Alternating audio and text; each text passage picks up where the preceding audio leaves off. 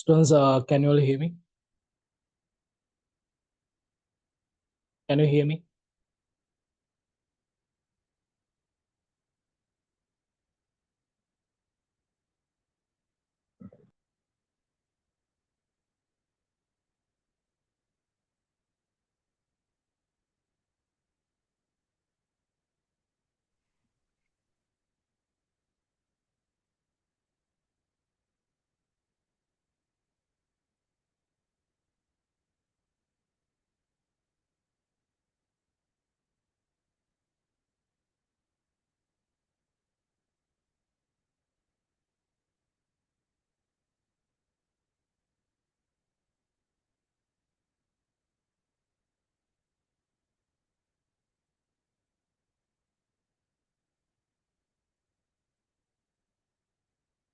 Okay.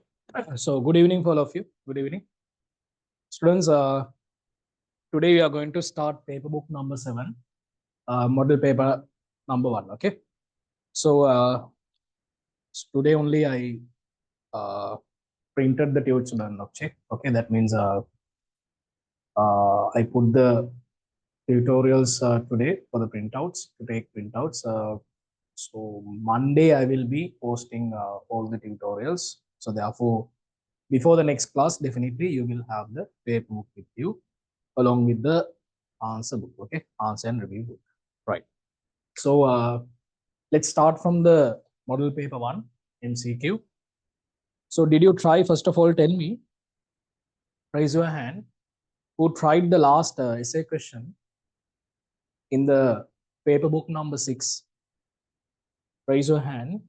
Who tried the essay question in the paper book number 6? Last essay question.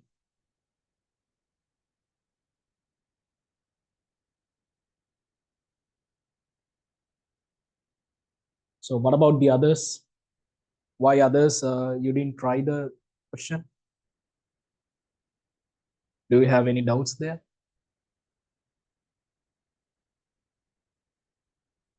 No one sent me the answers even. Right, okay. I'll send the answers for that question later. So now quickly let's move to the model paper number 1, paper book number 7, right? So first of all, let's move to the MCQ paper. Question number 1.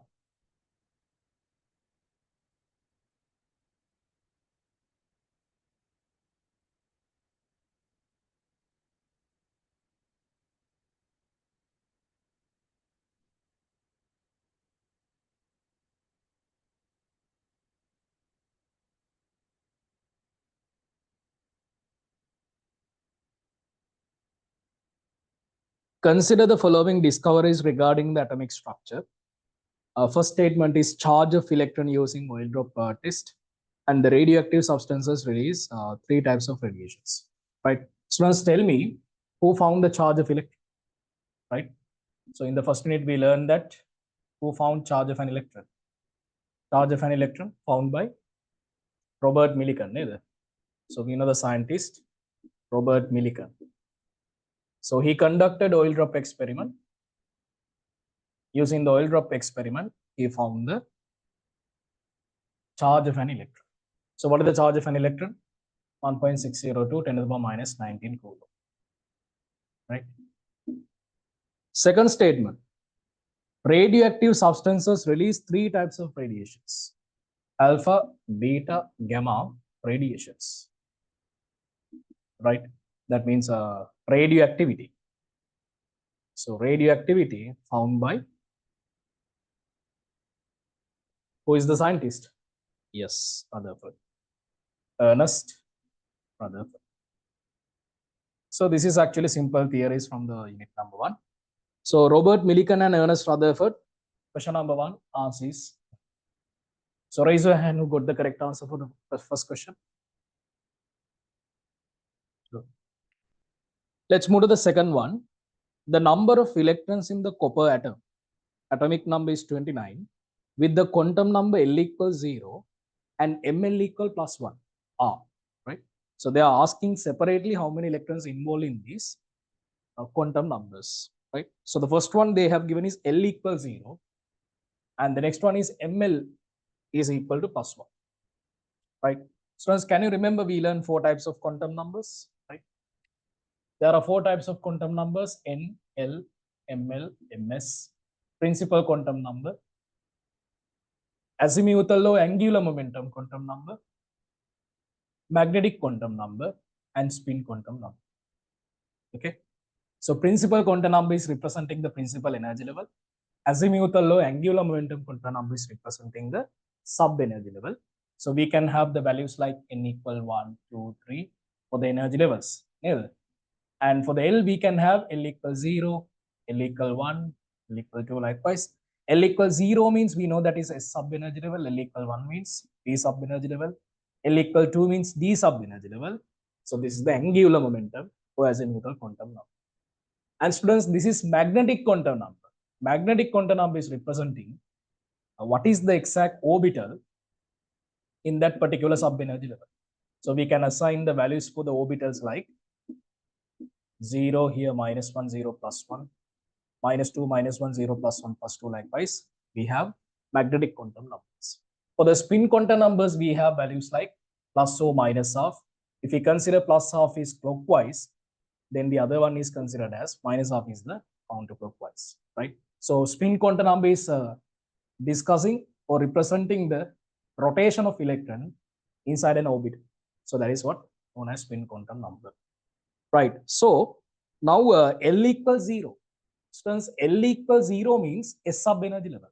So let me write down the configuration of copper 29. Copper's configuration is somewhat important. Why? Its configuration is rearranging into obtain the greatest stability. 1s2, 2s2, 2p6, 3s2, 3p6, 3d10, 4s2, right? So here they are asking about L equals 0. L equals 0 means S sub energy level. S sub energy level. First principal energy level, S sub energy level. Second principal energy level. Third principal energy level. Fourth principal energy level. So all of them are containing S sub energy levels. So altogether, how many electrons are there? L equals 0 means S sub energy level. Inside these S sub energy level, there are 7 electrons. 7. Then they are asking ML equal plus 1. So students, ML equal plus 1 means we know that is a magnetic quantum number. In order to have plus 1 quantum number, right?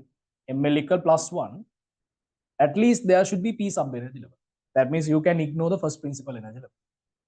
In the second principal energy level, we know that P sub energy level is there. There you can see 3 orbitals. One is -1, 0, +1. And third principal energy level is also containing P sub energy level, -1, 0, +1.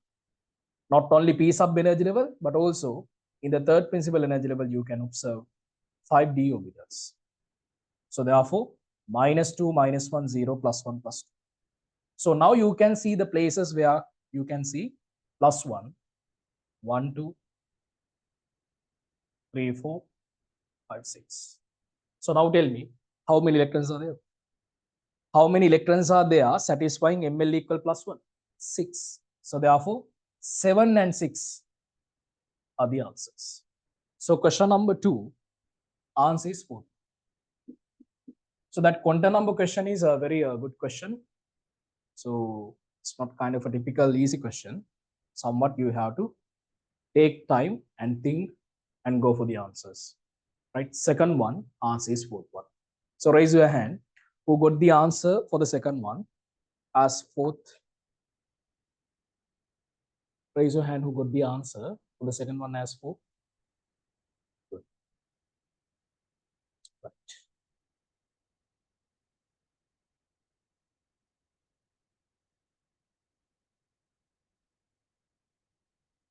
Soon after you get the hard copy of the tutorial, please write down the reviews and complete the answer and review book. Okay.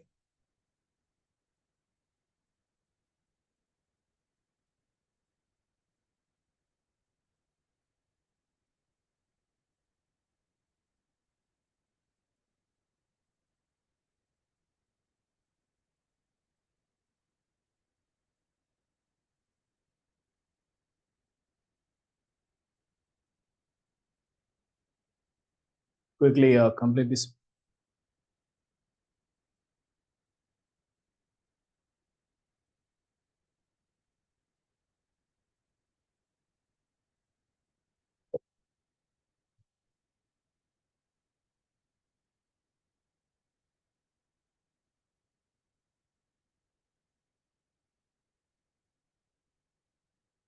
Right, okay. Are we done?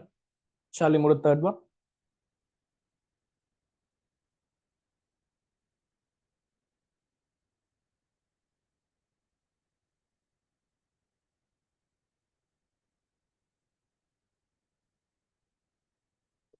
Question number 3.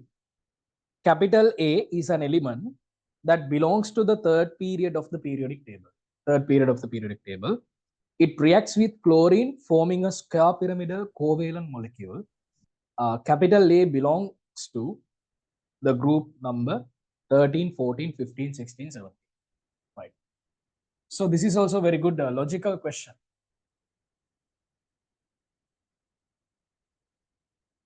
Look at this one. Now, students, here they have given that capital A is an element that belongs to third period of the periodic table, and it reacts with chlorine, forming a square pyramidal covalent. So what is the square pyramidal shape? Square pyramidal shape. That means we have a central atom surrounded by 4 surrounding atoms. Okay. And not 4 exactly, 5. 5 surrounding atoms are there. If it is a square pyramidal. And there is a lone pair. So this is the square pyramidal shape.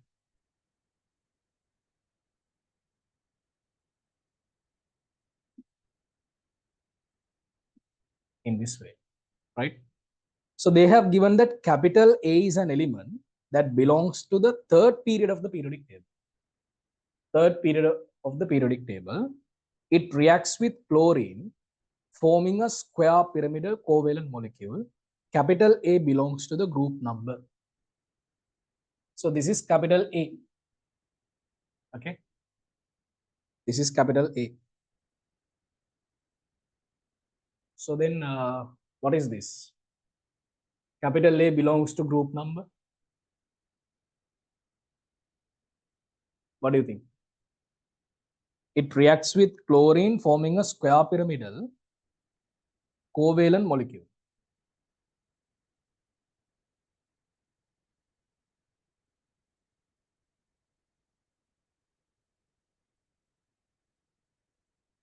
What it should be?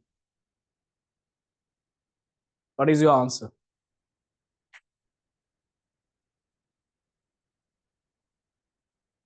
Let me see your answers.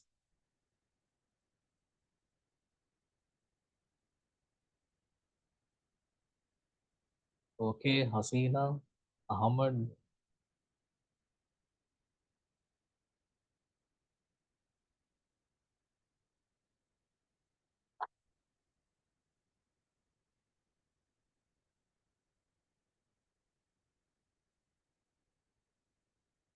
Square pyramidal covalent molecule A belongs to the group number.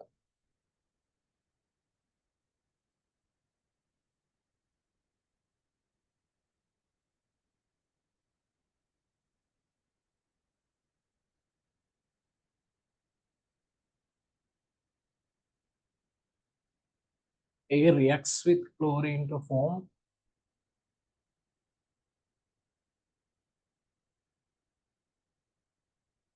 So what are the third period elements, students? Sodium, magnesium, aluminium, silicon, phosphorus, sulfur, chlorine, argon. We can reject sodium, magnesium, and argon as well. Noble gas. Okay. So therefore,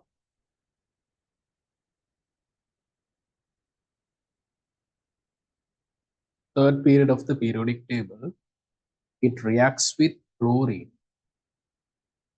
forming a square pyramidal covalent molecule, capital A belongs to.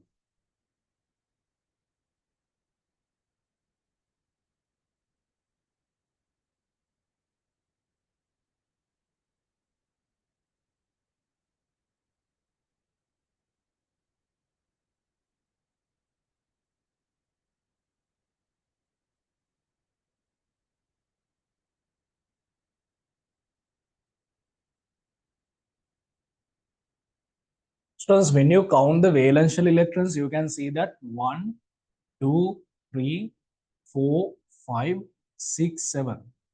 So therefore, there are 7 electrons. So if there are 7 electrons, what it should be? Capital A should be group number 17 element. Okay? So there are 7 valence electrons. If there are 7 valence electrons, group number 17. But I'm wondering, they have given that it reacts with chlorine, forming a square pyramidal covalent molecule. Actually, chlorine cannot be the central atom again to react with chlorine. Okay? So therefore, that is the issue here. What we can say. Okay, let me change the question like this. If not, we can't get the answer correctly. Capital A is an element that belongs to the fourth period. What do you say? Okay, because if you consider fourth period, in fourth period we know that after chlorine, what we have? Fluorine, chlorine, bromine, iodine. So Br is okay. So that means we can consider BrCl4 is fine. It's okay. Okay. So if you want, you can write down there fourth period or fifth period. ICl4 is also, because clearly they have given that square pyramidal shape reacting with chlorine. So therefore we can consider in that. Okay? So therefore, let's change the question, students. If not, otherwise we can't get the answer. Fourth period or fifth period. Capital A is an element that belongs to the fourth period or fifth period of the periodic table. It reacts with chlorine, forming a square pyramidal covalent. Okay. So these kind of molecules are existing. These are fine. So therefore, in that case, answer should be number 5. So why we can't take group number 14? So as group number 14 means that should be silicon, right? So silicon is having this kind of a 1, 2, 3, 4, 5, 6, 7. Is that possible? Silicon's valence is not 7, right? So by directly taking the valency, you can go for the answers. Okay? Silicon, phosphorus, sulfur, chlorine, aluminium, silicon, phosphorus, sulfur, chlorine. Aluminium can form 3 bonds, right? Therefore, we can reject that one also. So we have only 4 options. Okay? So therefore, we have to go for question number 3, answers number 5. So raise your hand who got the answers number 5.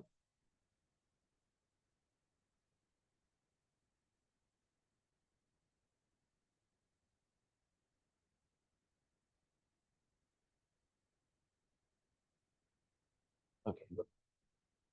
So there are only 5 atoms in that molecule, BrCl4.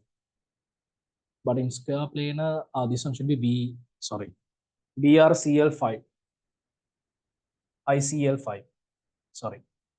Okay. If not, that will be square planar. This is square pyramidal shape. Good. So question number 3, answer should be. Some of the errors are there actually. It's okay, fine. Now let's move to the question number 4. The total number of Lewis structures that can be drawn for the following molecule. So they have given a structure. That structure is not completed even. That structure is not even completed because there should be a double bond oxygen nitrogen. You have to put that double bond, okay? And how many resonance structures are there? Okay. So did you draw that one? So students, oxygen nitrogen double bond in this way. Please correct that one. And they're asking how many resonance structures we can draw. the total number of Lewis structures that we can draw for the following molecule. Including this, how many resonance structures we can draw? Okay, so what I'm going to do here, first of all, what about if I put the triple bond here and double bond here? I'm going to exchange them in this way, right? Then oxygen is positively charged, very, very unstable. Here positive, here 2 lone pairs, negative, put a lone pair, negative. So this molecule is very unstable. And then we can draw another structure like this. What about if I put everywhere double bonds? I'm going to put double bonds everywhere. Negative, plus and minus. In this way, right? So you can see that in resonance structures, all the total number of bonds are same. 3, 4, 6. Okay? 3, 4, 6. 2, 4, 6. Right? Total number of bonds are same. So therefore, you can draw 3 structures. Question number 4. Answer is third one. Raise your hand who got the answer correctly.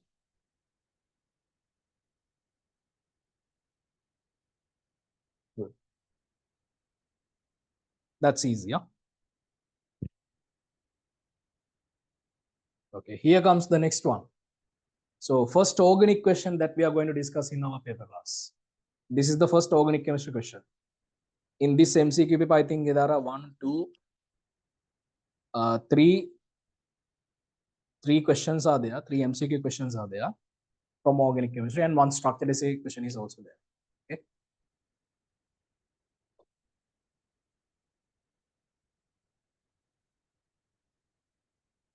Yeah. Answer should be 4th one. Yeah. Yeah, Ahmed. Okay. Very good. Can anyone tell me, first of all, what is the answer for the nomenclature question? Organic nomenclature? What is the answer for that question?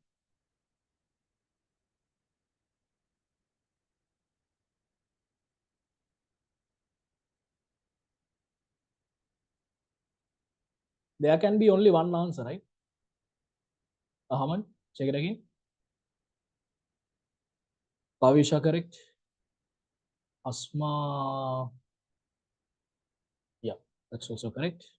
Farooq, you're also correct. Hima, you're also correct. Yes, very good. Organic nomenclature, right?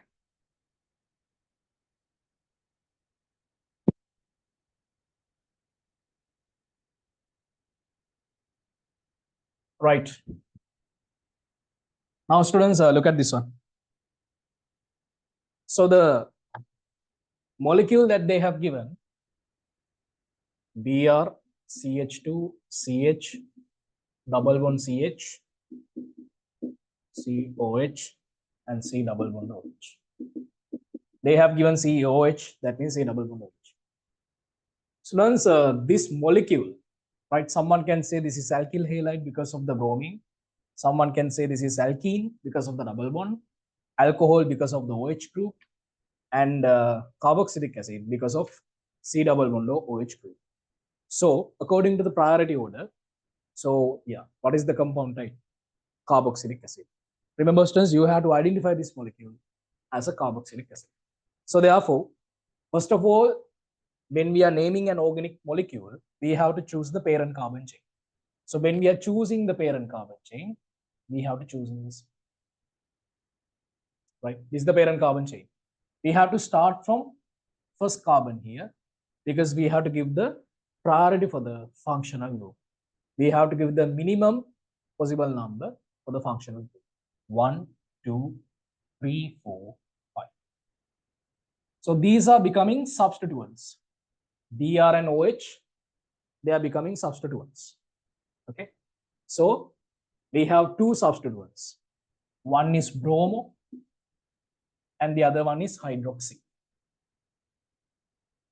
One is bromo and the other one is hydroxy. Okay. So according to the alphabet order, we have to start from bromo. 5 hyphen bromo hyphen 2 hyphen hydroxy hyphen. No need to put hyphen. 1, 2, 3, 4, 5. Pent. Double bond is actually started from third carbon atom. So therefore, pent 3 in oic acid. This is a carboxylic acid. So therefore, oic acid. Or we can write down the name like this: 5 bromo 2 hydroxy pent. We can take this 3 front of this pen term. 3 pentene in oic acid. Enoic acid. 5 bromo 2 hydroxy 3 pentenoic acid. So this option is given in the second answer. So the first answer is also very similar to this one, but what is the difference? Students, in that answer they have given pentanoic acid. But remember, this is pentenoic acid because we have a carbon-carbon double bond between third and fourth carbon atoms. Neither. So therefore, question number 5 answer should be second one. So raise your hand who got the correct answer for the organic nomenclature question. In the last A-level examination paper also, question number 5 is organic chemistry, and we discussed that one in the class.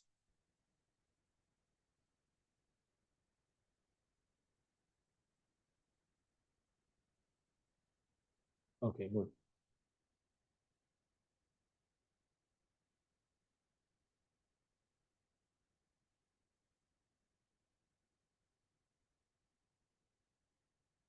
That's easier. It's not difficult.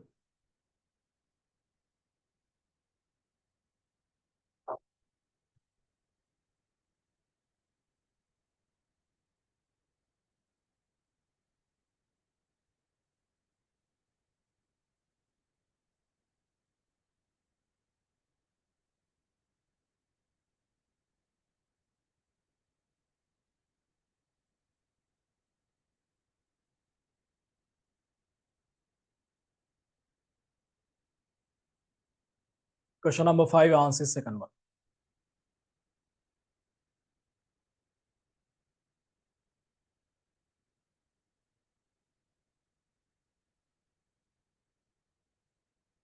Students, in the next paper book, we are adding organic chemistry essay type of questions and chemical kinetics, unit number 11. Now, next month we are starting chemical kinetics, and we are doing chemical kinetics and organic chemistry parallelly. Unit number 8 will be over from this month. 9, 10, and 11 will be done parallelly. Okay. I will tell you what is the work plan tomorrow in the theory class. Okay.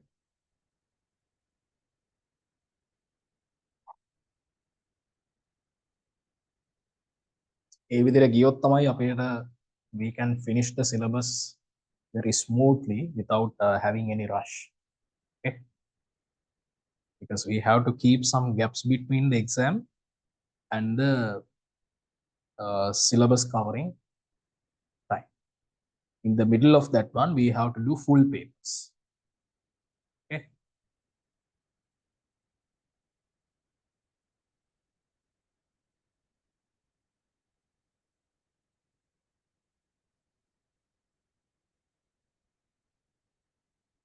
Next question. Next question is related to the radius. The increasing order of the ionic radius of the ions aluminium 3 plus, silicon 4 plus, P3 minus, phosphide, H minus, and sulfide is, right? Okay. Now, students, they have given some species: aluminium 3 plus, silicon 4 plus, P3 minus, H minus, S2 minus. So in this kind of a case, when you ask to compare the radius, I told you we have to write down the number of electrons there. Aluminium means 10, silicon also 10 here. Phosphide means 15, 3, 18, and here 2, and here we can see 18 again. So now you can see that these two are in isoelectronic series, and phosphide and sulfide also in isoelectronic series. So since there are 2 electrons, we can say that the least radius belong to H minus. So now when we consider these two species, isoelectronic series, now you have to go with the protons. Aluminium is containing 13 protons, silicon is 14, phosphorus is 15, sulfur is 16. Anyhow, these two are having a larger radius than these two because there are 10 electrons here. But here protons matters, right? So which one is having highest number of protons? Silicon 4 plus. So therefore, silicon 4 plus has the least radius among silicon 4 plus and aluminum 3 plus. Then when you compare phosphide P3 minus and S2 minus, here you can see that the greater number of protons are containing in sulfur than phosphorus. So therefore, sulfide is having least radius than phosphide. So this kind of a variation can be seen in the fourth option. Question number 6, answer is fourth one. Raise your hand who got the answer. Question number 6, answer is fourth one.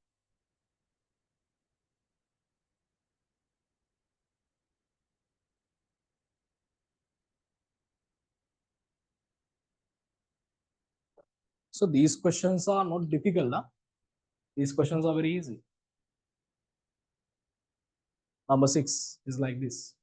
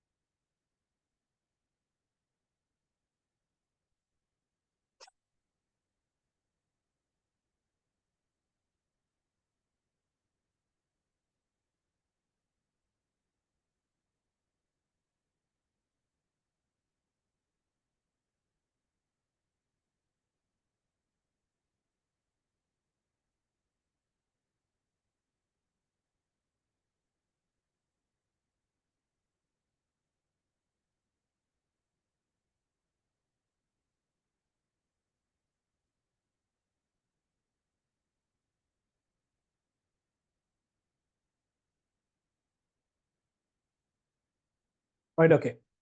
Shall we move to the next question? Question number 7. Yeah.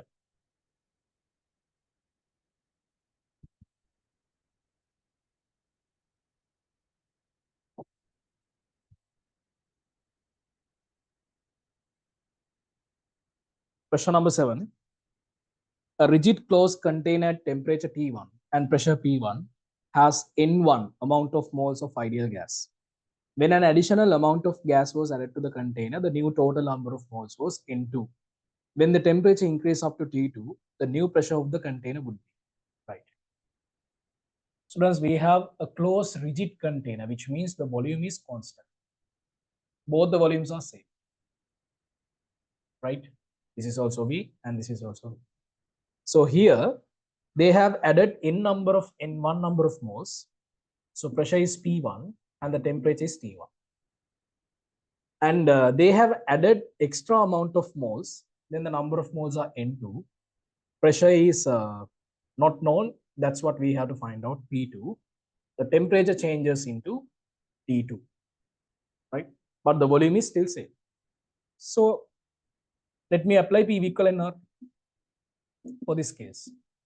P1V N1R T1. PV equivalent RT for this case. P2V N2R T2. So let me divide second one from first one. P2V divided by P1V N2R T2 N1R T1. V cancel off, RR cancel off. So therefore P2 is equal to P1 N2 T2 divided by P2 T1. So this is pressure P2. Okay.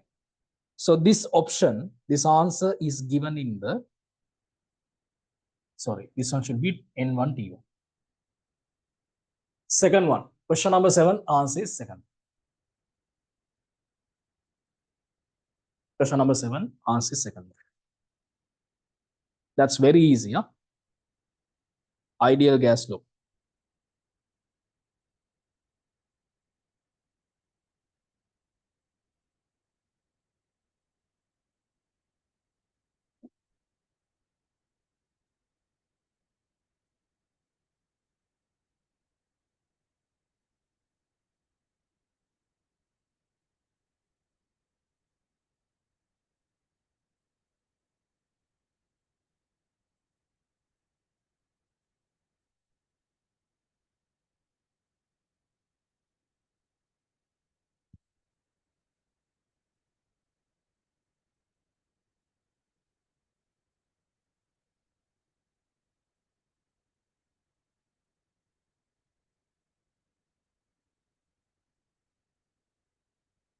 quickly complete this question number 7.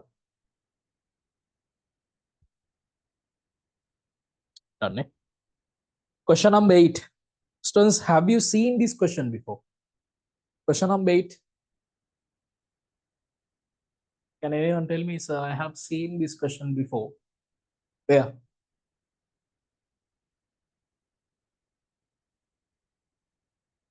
Yeah. Ahmed, where did you see this one?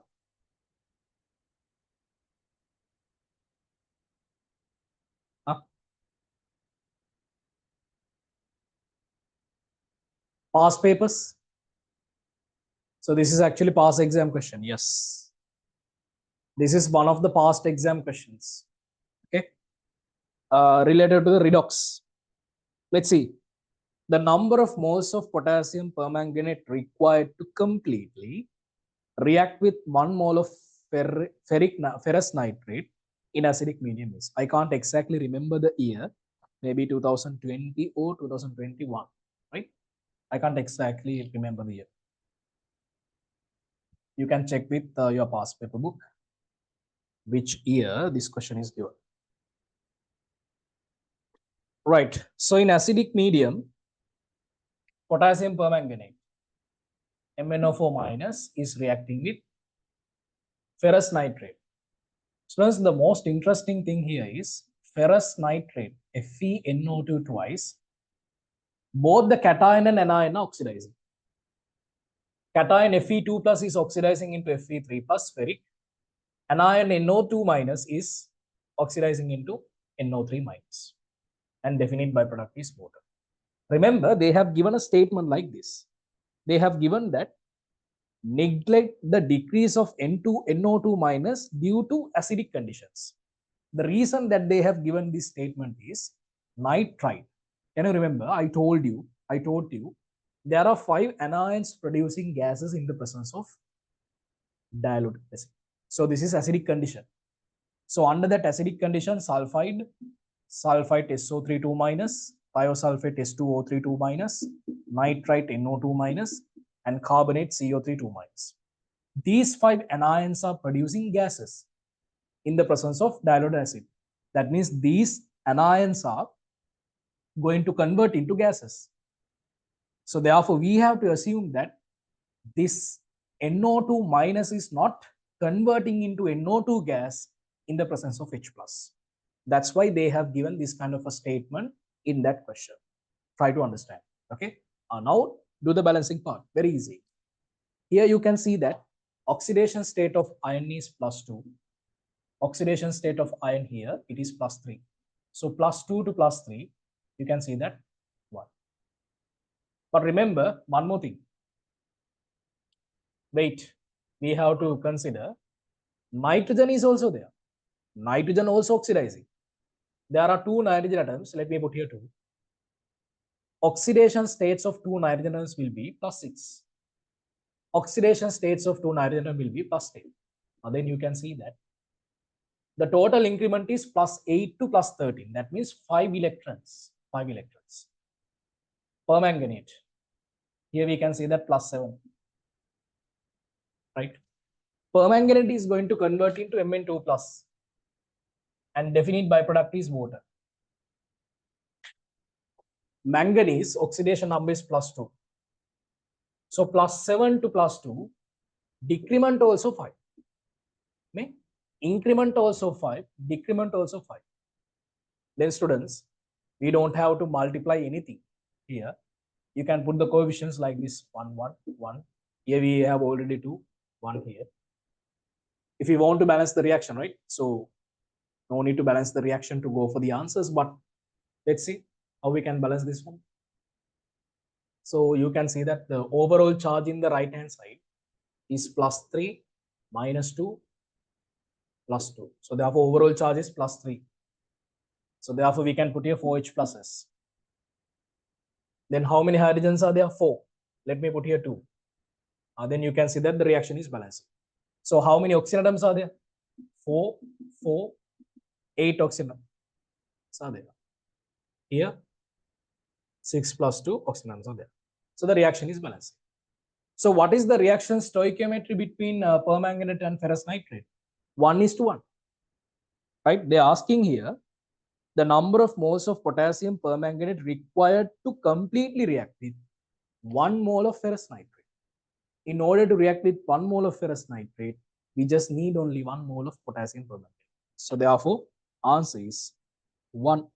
Question number 8, answer is third one.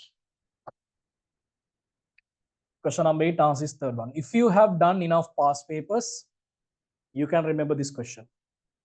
Right? That's why we are asking you to do the past papers. Doing past papers is compulsory. It's a must. Raise your hand who got the answer for question number 8. Raise your hand who got the correct answer for question number 8.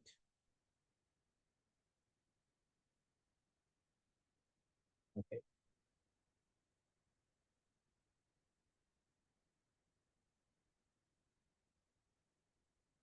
Quickly come to this one. This is balancing redox, huh?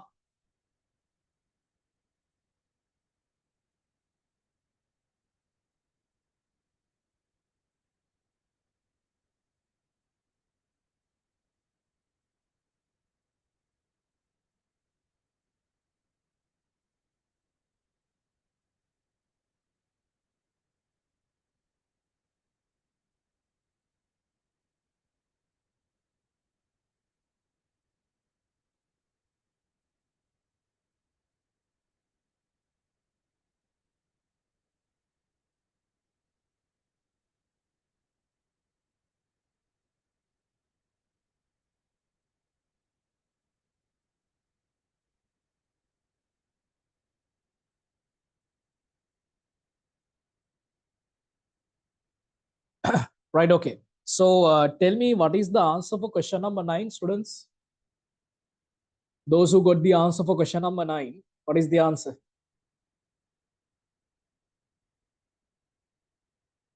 Can you put your answers in the chat box?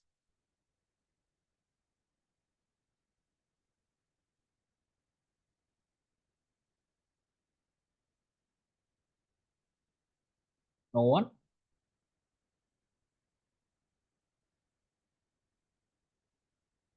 No asthma.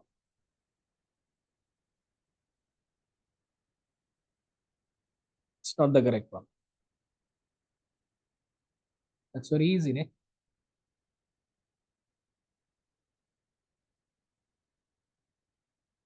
Akash, what is the answer for the 9th one?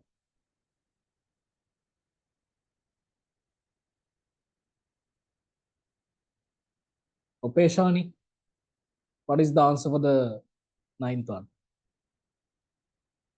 Ahmad, Pranali,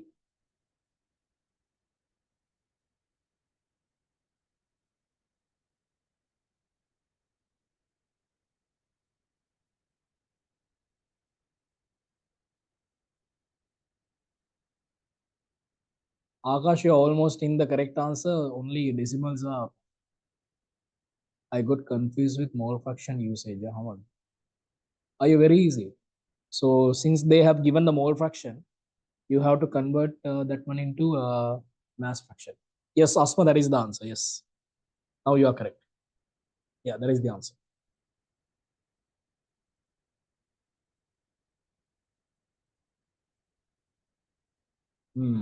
Decimals.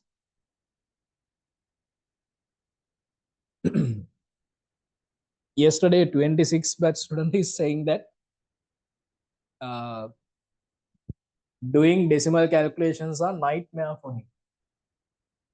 Right? That means he hates doing decimal calculations. Yeah. So what you have to say as seniors? Huh?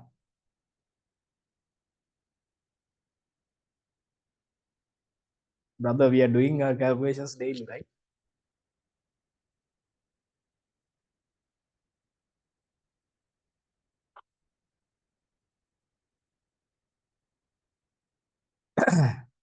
Right, okay. Now let's go for the question number 9. Question number 9 is a good calculation. Let's see. We can expect these kind of calculations in exam paper as well. So therefore, do these kind of calculations. That's really good for you. Try. So the density of an aqueous sodium hydroxide solution prepared such that mole fraction 1/21 is 1 grams per cubic centimeter. The concentration of sodium hydroxide in moles per cubic decimeter. Students, we have sodium hydroxide aqueous solution, right? So mole fraction is given. That means in this solution, we have sodium hydroxide and water. If I consider mole ratio, what is the mole ratio? 1:20, right? Because mole fraction is given as 1/21. That means 1 mole is sodium hydroxide and 20 moles are water. How do you convert moles into mass? So just imagine I want to convert this one into mass ratio. How we can convert? We know that the equation we have, number of moles equal to mass divided by molar mass. So if you want to obtain the mass equal number of moles multiplied by molar mass. So when you multiply these moles values from the corresponding molar masses, you will obtain the mass ratio. Sodium hydroxide molar mass is 40. Right? Now you can directly take them because you have done enough calculations. Huh? Now if I tell this one as 40, 26 students will say that, how did you take that one? Like some of them, they will ask. But you can't give that kind of expressions. Why? Now you are familiar with these things. Right? Even I ask you what is the barium sulfate molar mass, you should be able to tell that one. Can you tell me that one without doing calculation? What is the barium sulfate molar mass? Anyone? Let's see. What are the sodium carbonate molar mass? What is the calcium carbonate molar mass? First of all, tell me barium sulfate. Anyone?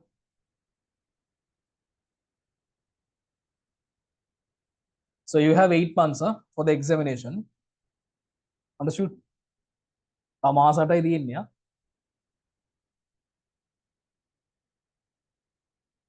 මේ යන විදිහට කට්ටියට බබා හම්බෙයි වගේ හරි. Students work hard now. 8 months will go like this. So in order to convert the mass moles into mass, we have to multiply by molar mass. So therefore water molar mass is 18. So what is the simplest ratio? Students, both are divisible by 40. So therefore 1, 20, and here we have divided by 2, 9. 1:9. Because this is 160, 40 to 160, 360. So therefore 1, 9. Okay, 1, 9. So this is the mass ratio. Mass ratio is 1:9. That means in the solution, mass ratio is 1:9. So if I find out the mass of solution, how do you find out that one? Mass of solution. They have given that the density is 1 grams per cubic centimeter. So let me consider that the volume we have taken is 1 cubic decimeter. Right? We can do those kind of assumptions in density calculations, density concentration calculations. We are assuming that the volume that we are taking is 1 cubic decimeter. That means 1000 cubic centimeters. So if I consider mass of the solution, mass of 1 cubic decimeter solution is 1000 grams. 1000 grams is the mass of solution. So what is the mass of sodium hydroxide then exactly? This is the mass of solution. Solution means solution is made by the summation of sodium hydroxide and water. Both are there. If I want to find out the sodium hydroxide mass exactly, what we have to do? You have to multiply this total mass from the mass fraction. If there are 10 particles, total 10 particles, one will be sodium hydroxide. If the total mass of the solution is 1000 grams, what is the mass of sodium hydroxide? Right? 0, 0 will cancel off. So therefore the mass of sodium hydroxide is 100 grams in 1 cubic decimeter solution. Right? Students, the reason why we are particularly taking 1 cubic decimeter is we are finding molar concentration. So molar concentration unit is moles per cubic decimeter. So therefore we have to take that always in 1 cubic decimeter, how many moles are there? So therefore when we are doing calculations, we have to take that the volume is 1 cubic decimeter. Simple as that, right? Then you can find out what is the number of moles of sodium hydroxide. What is it? 100 grams divided by 40 grams per mole. Then the answer will be 2.5 moles. Then can't you say what is the molar concentration? Sodium hydroxide aqueous concentration. If you consider 1 cubic decimeter volume, it contains 2.5 moles of sodium hydroxide. Then molar concentration is 2.5 moles per cubic decimeter. That's the answer, right? So some of you got 25 because of the decimal errors, decimal values errors. So correct them. Question number 9 answer is first one. Question number 9 answer is first one.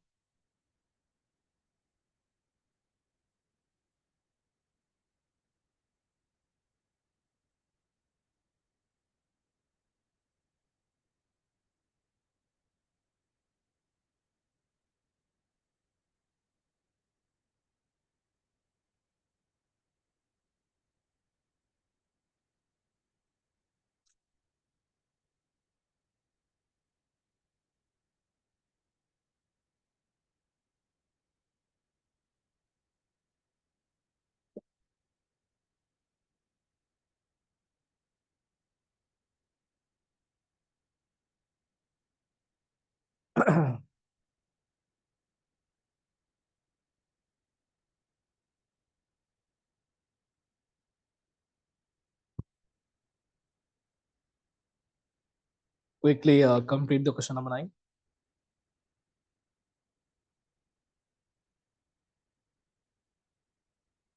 Raise your hand who got the answer for question number 10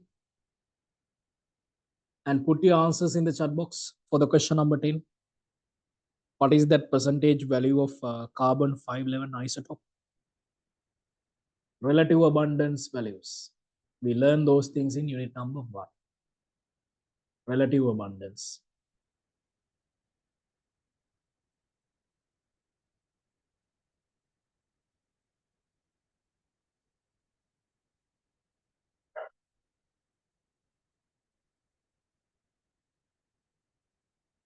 First of all, complete this one.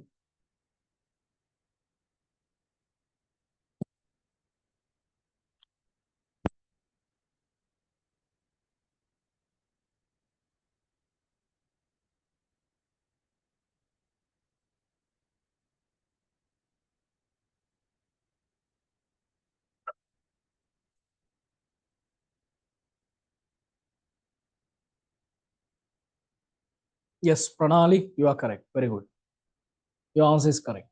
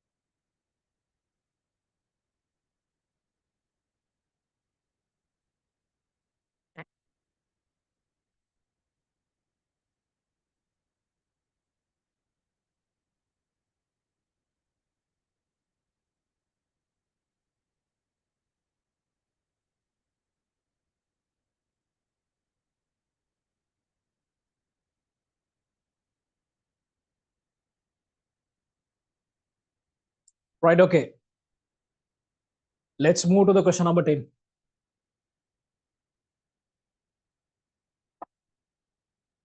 So question number 10 is regarding relative abundance calculations we did in the first unit.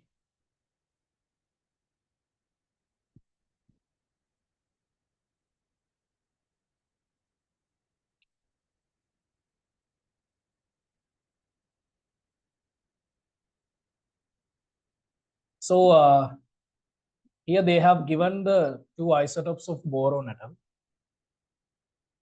and relative abundance is not given. We have to find out the relative abundance value. So boron 510 isotope is there, and boron 511 isotope is there. Let me take the relative abundance of boron 511 is X, because they're asking about the 511 isotope, and this is 100 minus X. There are only two isotopes, so therefore X and 100 minus X. So can you remember we obtained that average relative atomic mass? This is equal to mass numbers of each isotope should be multiplied by relative abundance value. Get the sum of that 11 into X here divided by 100. So this is the equation that we can obtain the average relative atomic mass. So they have given the answer like 10.8 here. So when you simplify this one here, 1000 minus 10x plus 11x in this way.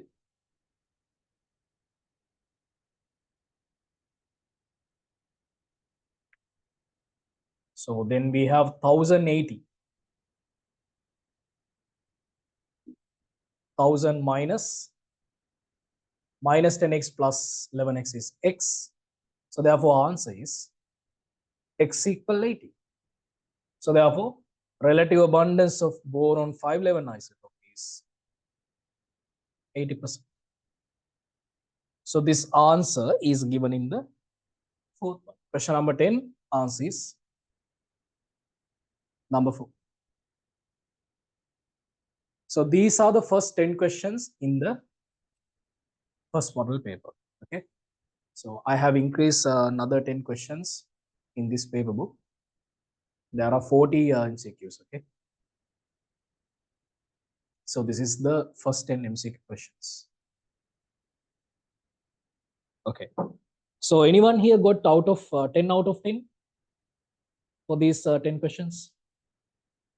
Anyone here? 10 out of 10? 9? Okay. 8? Opeshanu Gudda, very good. Okay. Asma, Pranali, Hima, good.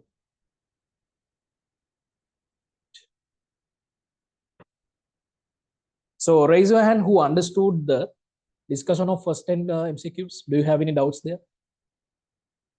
Do you have any doubts in those first 10 MCQs? If you have any doubts, please put your doubts in chat box.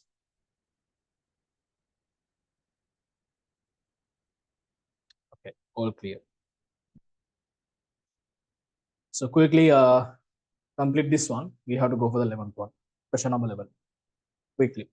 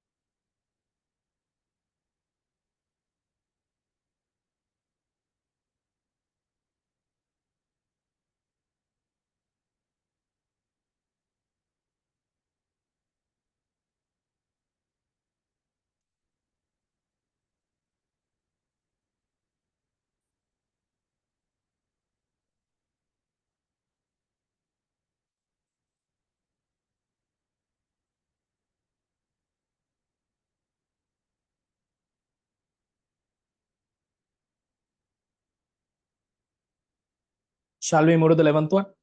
Question number 11.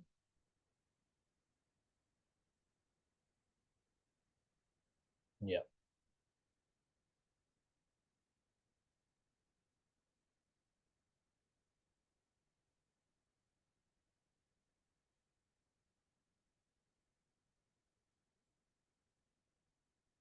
So in the 11th one, students, they are asking about the ionic properties, the increasing order of ionic properties of the chemical species. Magnesium dichloride, magnesium sulfide, calcium fluoride, calcium chloride. So two magnesium compounds are there and two calcium compounds are there. So anyhow, we know that when we go down the group, ionic properties are increasing. So among the given four compounds, students are magnesium chloride, MgCl2, magnesium sulfide, MgS, calcium fluoride, calcium chloride. So these two compounds are definitely having greater ionic character or ionic properties below rather than for this magnesium chloride and magnesium sulfide, right? So then magnesium chloride and magnesium sulfide, calcium fluoride and calcium chloride are having greater ionic character. Okay. So therefore, so when you compare the calcium fluoride compound and calcium chloride compound, cation is same. So in order to compare the ionic character, covalent character, so what are the two properties we learn? Polarizing power of the cation and the polarizability of the anion. So we don't have to worry about the polarizing power of the cation. Why? Cation is still same. Cation same. Then we have to worry about the anion, polarizability of the anion. We have F minus, and Cl minus, fluoride and chloride, right? So in fluoride chloride, we know that chloride anion is greater in size than fluoride. And we learned that polarizability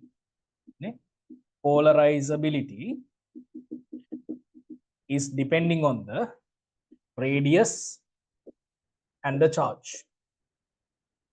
When charge increases, when the radius increases, polarizability is increasing, right? So therefore, here we can say that charge is same, but the radius is increasing in chloride.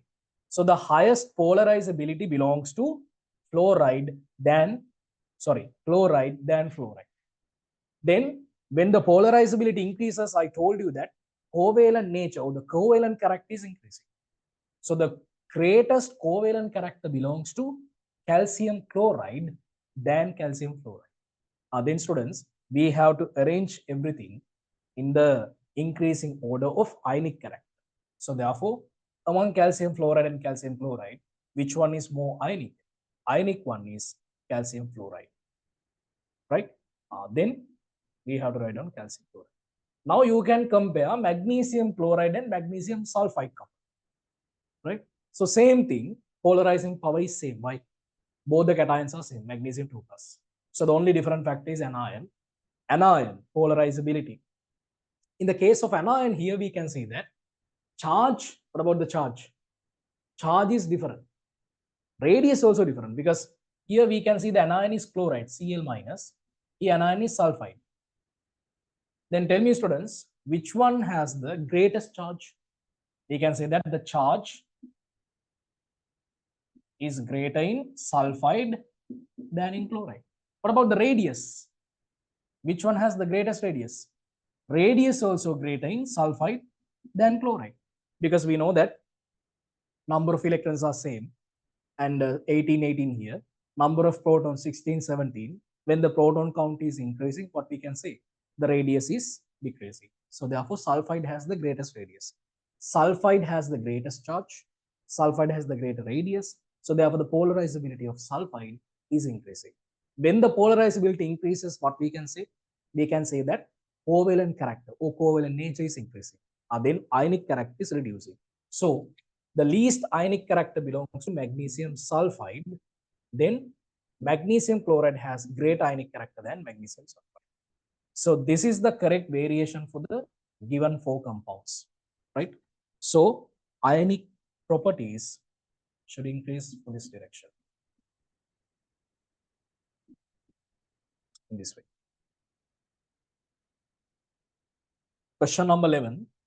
Answer is fourth one. Question number 11. Answer is fourth one. So raise your hand who got the answer correctly for the 11th one. Raise your hand who got the answer for the 11th one.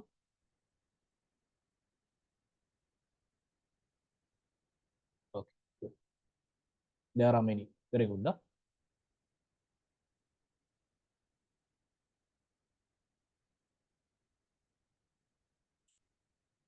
So this is how we can do the question number 11. Theory, yeah? These are theories.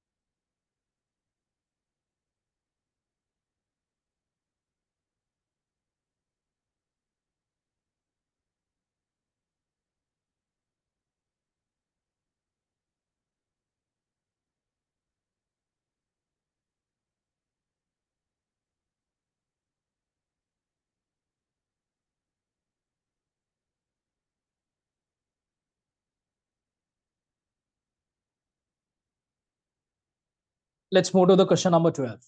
Question number 12, they have given two reactions and their corresponding enthalpy values. Standard enthalpy values are given. What is the electron gain enthalpy of oxygen? Right. Let's see how we can go for the answer for this question. Look at this one. Students, they have given an equation like O minus gas taking one electron and producing O2 minus gas. So the enthalpy change for this reaction is delta H theta plus 844 kilojoules per mole. And they have given another reaction, O gas is taking two electrons and producing O2 minus gas, and the enthalpy change is 702 kilojoules per mole. Right? So this is also positive. Right? So actually, this expression is clearly giving us a theory we learned. What is it? Second electron gain enthalpy is always a positive value for any element. For any element, second electron gain enthalpy is a positive value. See that? That is a thing. Now here, they are asking what is the electron gain enthalpy of oxygen. Right? Students, what is the equation we can write for the electron gain enthalpy? Delta E, Eg1, first electron gain enthalpy. What is it? Oxygen gaseous state atom, 1 mole, is taking 1 electron mole in order to form monovalent O minus gaseous state anion, 1 mole. So this is actually known as delta H theta Eg1. Right? So we have to find out this enthalpy value. What is it? How do you find out that? So using these two equations, we can find out. Right? Let me take this equation as number 1 and this is number 2. So how we can prepare this third equation, the electron gain enthalpy equation, using the given first two equations, number 1 and number 2. What we can do? Students, we have O gas here, O gas here. So therefore, let me take the second equation, O minus gas here. But in the reaction that we need to prepare, O minus gas in the opposite direction. Then take the reverse of the first reaction, 2 minus 1. Right? So shall I show you that one? O gas taking 2 electrons. Minus 1 means O2 minus gas is coming here. Right? And here again, O2 minus gas. Here opposite is coming here, O minus gas plus electron. Okay? O2 minus gas cancel. Here we have two electrons. Here we have only one electron. Cancel off, and one electron is remaining. Then clearly we obtain this equation. Then first electron gain enthalpy of oxygen is equal to 2 minus 1. 702 minus 844 kilojoules per mole. So take the difference. 844, 702. 2 here, 4 here, 1. Minus 142 kilojoules per mole. Can you understand? That's very easy. Enthalpy. Question number 12. Answer is first one. Question number 12. Answer is first one.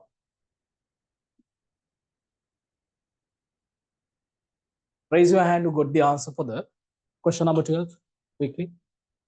So everyone should be able to get that one. Okay, it's not difficult. And let's revise some theories we learned under the electron gain enthalpy, students. Who has the greatest value for the electron gain enthalpy? Forget about the sign, except the sign. Which element has the greatest electron gain enthalpy? Who is it? Chlorine. Can you remember the value?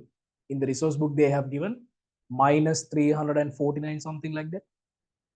Yeah, right. The minus value is representing that is exothermic. And there are few elements in the periodic table. They are having positive first electron gain enthalpies. Who are they? Beryllium, magnesium, nitrogen. And remember, second electron gain enthalpy is always a positive value for a given element.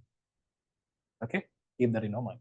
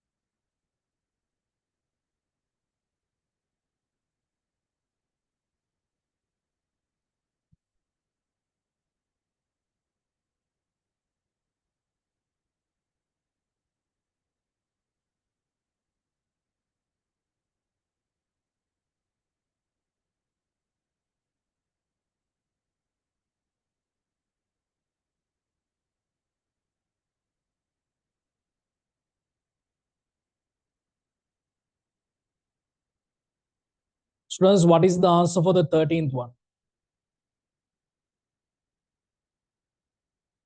Anyone got the answer for question number 13? Calculation.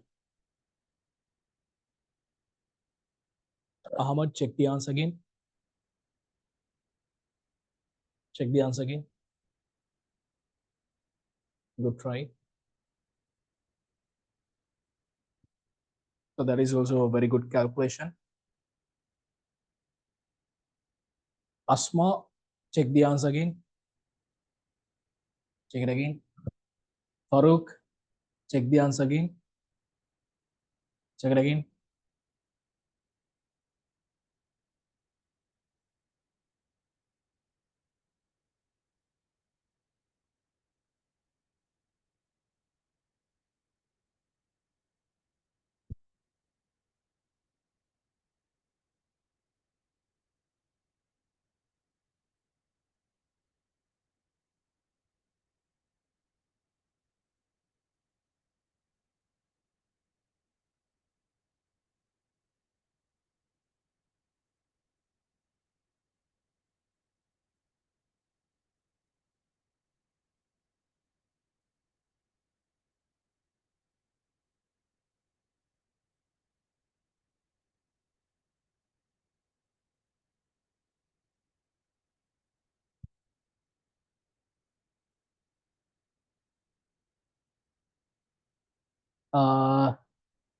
Actual answer is not there. Yeah, but approximate answer is there. You are correct. Actual answer is not there. That, but the closest answer is there.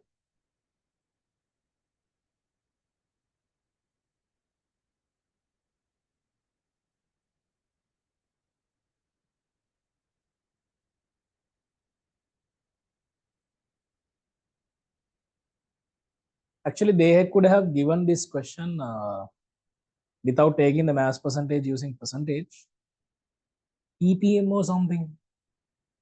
Then you can have some whole numbers, numerical whole numbers, nice values. So having a percentage value is the issue here. Small value, right? All of them are small values, 0.1%, 0.02%, 0.2%, then 2.14%. All of them are at least less than 3%.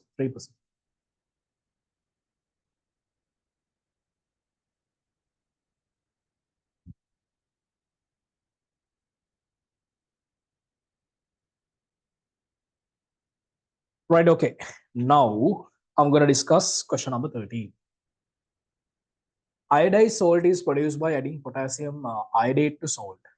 10 grams of this salt sample was taken, dissolved in distilled water, and an excess acidic potassium iodide was added to it, allowing it to react.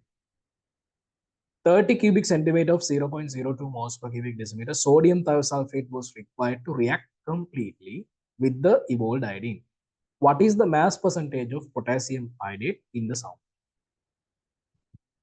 So there is a sample salt which has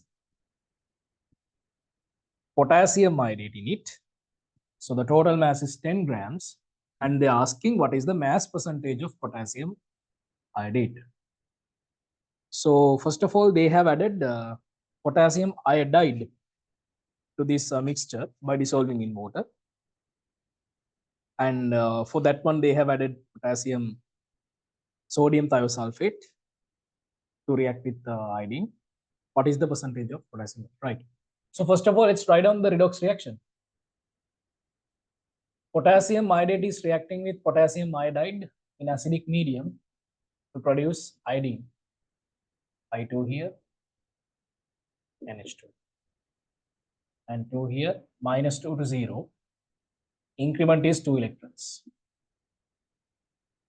Here, plus 10 to 0. Decrement is 10 electrons. So we can multiply this one by 5.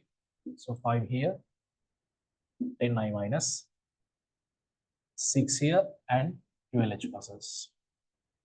So when you simplify this one, the answer will be 6 H pluses, 1 IO3 minus, 5 I minus, 3 iodine, 3 water molecules in this way. So this iodine, again treated with sodium thiosulfate. Thiosulfate is reacting with iodine to produce I minus, and tetrathionate is 4O6 minus. To balance the reaction, we can put 2 here and 2 here. So they have clearly mentioned that sodium thiosulfate, the required volume and the concentration. So therefore, you can find out number of sodium thiosulfate moles. 0.002 moles per cubic decimeter. And the volume is 30 cubic centimeter, 30 multiplied by 10 to the minus 3. So cubic decimeter per cubic decimeter will cancel off. So therefore, answer will be 0.06 10 to the minus 3 moles. Or else 6 into 10 to the minus 5 moles. 6 into 10 to the minus 5 moles. So according to that, we can find out here iodine mole reacted with thiosulfate. Here 6 into 10 to the power minus 5 moles. Then iodine moles reacted with thiosulfate is how much? 3 into 10 to the power minus 5 moles. According to the reaction stoichiometry. Neither, right? According to the reaction stoichiometry. So these iodine came from this previous reaction. So here only exactly we had that iodine. So according to that, this iodine liberated from the IO3 minus potassium iodide. So according to the reaction stoichiometry, 3 is to 1, iodate moles will be 1 into 10 to the power minus 5 moles. 1 into 10 to the power minus 5 moles. Right? According to the reaction stoichiometry. Then students, we know that number of iodate moles will be, what is it? 1 into 10 to the power minus 5 moles. Right? So what is the molar mass of potassium iodide? Molar mass of potassium iodide?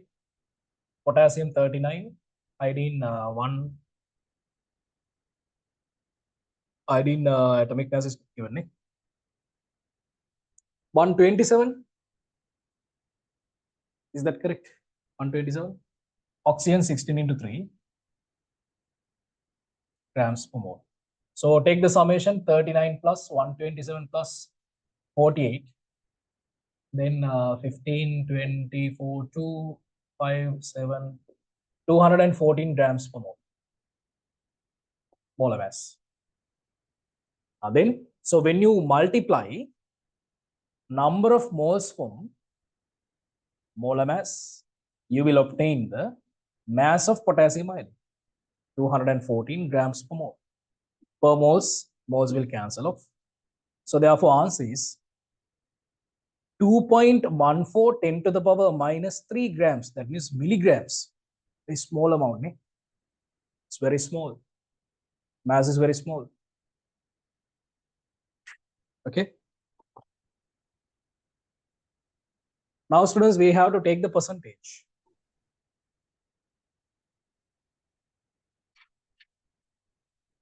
Percentage potassium iodide is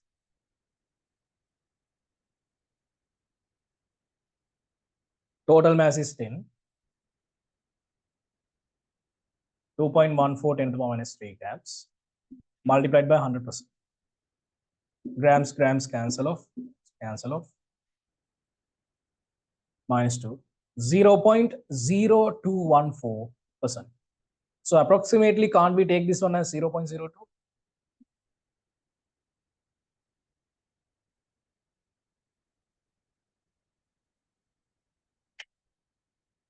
0.02%.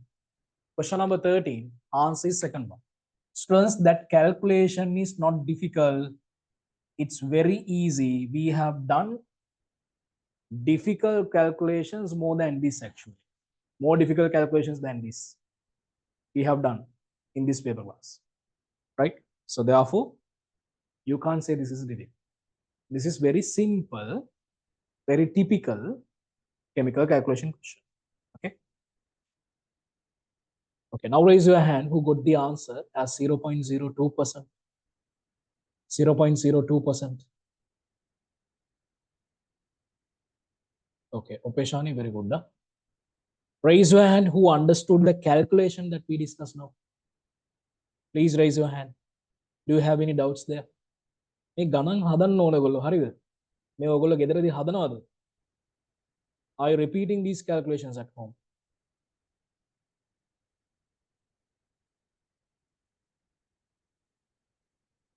You have to repeat these things, okay?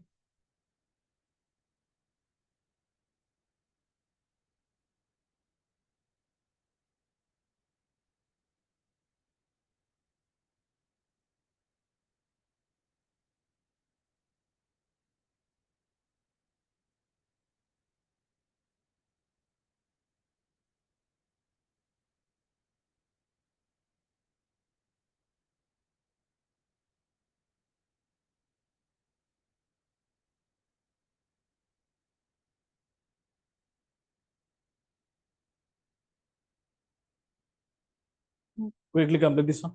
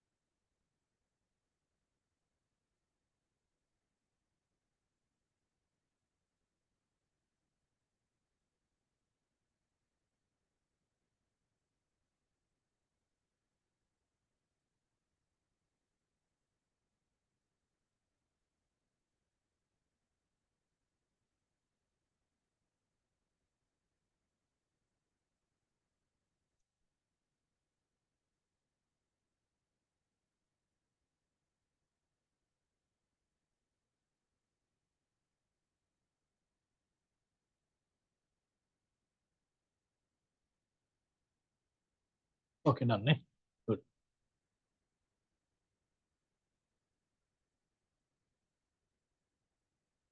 Quickly complete this one. So what is the answer for the 14th one? MCQ number 14? Yeah. Oh no.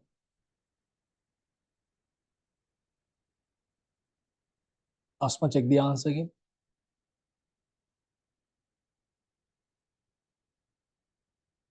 Ahmad, check the answer again.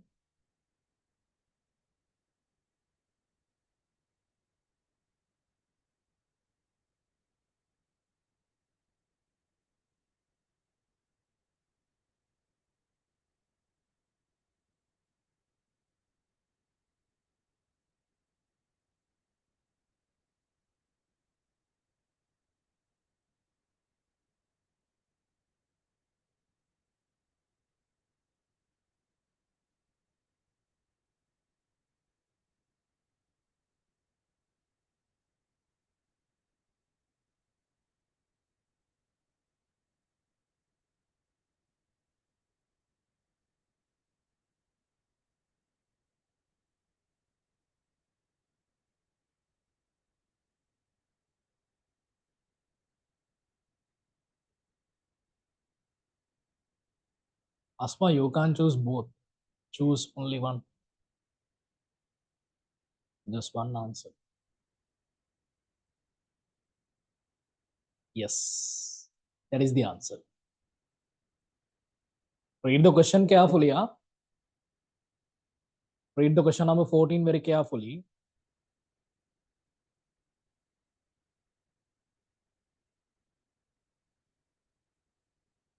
Language question, right?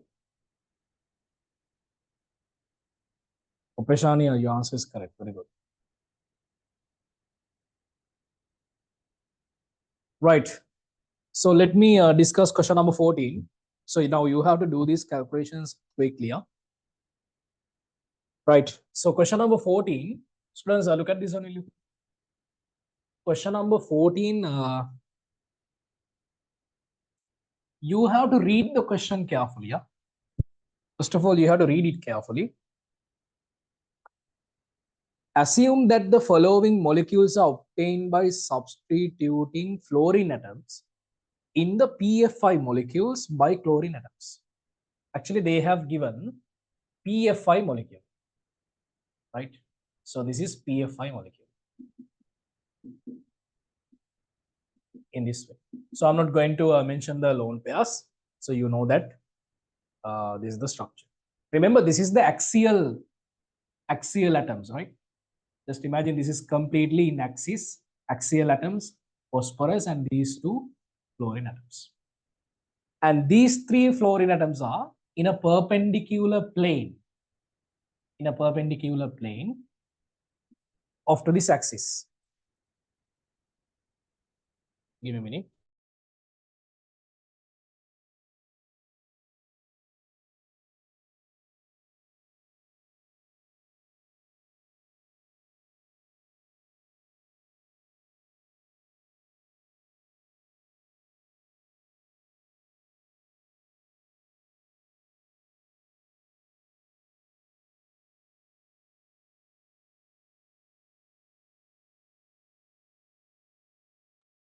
Right, okay. Now, students, these fluorine atoms are replaced by chlorine atoms, one by one, right? So let's consider. So they have given a condition like this. If initially axial atoms and then plane atoms are replaced. Remember, this is the plane atoms. So this is the plane. And this is the axis. Axial. Right? So these two atoms are the axial atoms. And these three atoms are the plane atoms. Right? So first of all, they are going to replace these axial atoms. Right? So just imagine we have chlorine here. I'm going to replace only one chlorine atom. What will happen? Will there be any dipole moment? Yes. Right. So since these three are in trigonal planar shape, the dipole moment will be 0 in this plane. But remember, in PCl and here PF, fluorine is pulling electrons. So therefore, resultant dipole moment is for the downward direction. So therefore, mu r, so net dipole moment is not equal to 0, right? Now just imagine I'm going to replace another fluorine atom, this fluorine atom. So first of all, they have given, we are replacing all the axial atoms now. I'm going to replace this fluorine atom and I'm going to put chlorine atom here, right? So therefore, you can see that here in this plane, all the dipole moment values becoming 0. And here PCl, PCl. So downward dipole moment and the upward dipole moment both are cancelling off. So therefore, the net dipole moment is 0. This is okay. So what is this molecule? PCl2F3. Yeah, that's okay. It can be one of the answers. That means, do we have other answers? Yeah, students, now just imagine you are going to replace now. Now axial atoms are okay. We are done with axial atoms. Now go for the plane atoms. We are going to replace one fluorine atom. Then anyway, resultant dipole moment, net dipole moment is not equal to 0. And I'm going to put another fluorine atom. No way, right? So the next option is when we replace all the fluorine atoms by fluorine atoms, PCl5. In PCl5 molecule, we can say that resultant dipole moment or else net dipole moment is equal to 0. So we have only two options, PCl5 or else PCl2F3, because they have asked here if initially axial atoms and then plane atoms are replaced by chlorine atoms, which of the following molecules do not have a dipole moment? These are the only two molecules do not have dipole moments. Neither. So therefore, initially what we have, by replacing these axial atoms from chlorine atoms, we can obtain PCl2F3. So that is third one. So question number 14, answer is third one. Question number 14, answer is third one. So let's raise your hand who got the correct answer for question number 14. Pranali, raise your hand who understood that explanation. Can you understand that question? Do you have any doubts there? ඒ කියන එක හරියට තේරුම් ගන්න. එතන language ප්‍රශ්නයක් තියෙන්නේ වැඩිපුරම. හරි? ඒ කියන්නේ ඔයගොල්ලෝ ඉස්සල්ලාම අර axial එකේ තියෙන atoms දෙක අයින් කරලා එතනට chlorine දෙකක් දාගන්නවා, right? That's what they are going to do. And then they are going to change the plane atoms. You know that trigonal bipyramidal means here we have a plane and axial. උඩයට දෙන්නෙක් ඉන්නවා.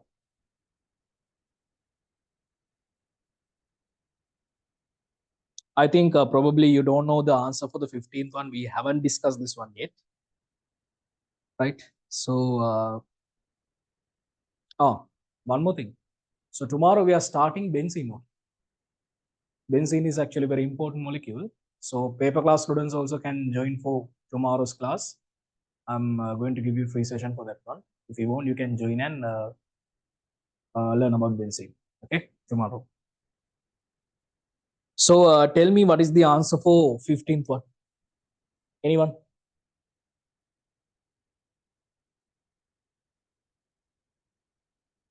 Anyone got the answer for question number 15? Tomorrow 8 p.m. Tomorrow at 8 p.m. night. No, Asma, not correct. Ahmad, correct? Yes, the answer is correct. Kopeshani, no. So that's very easy. We know that we know how to draw the resonance structures for Lewis structures neither. Same thing we are going to do that here, right? For phenol. But look at the way that I'm going to draw that one. Okay, that's very interesting. Correct? I'll give you a small homework. Check whether you can do that one as a homework. Okay.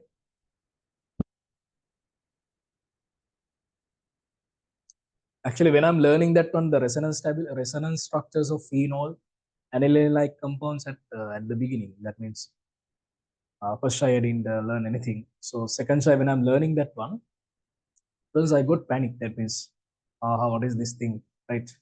Even we can't understand these things. Everywhere putting arrows, positive, negative charges are there.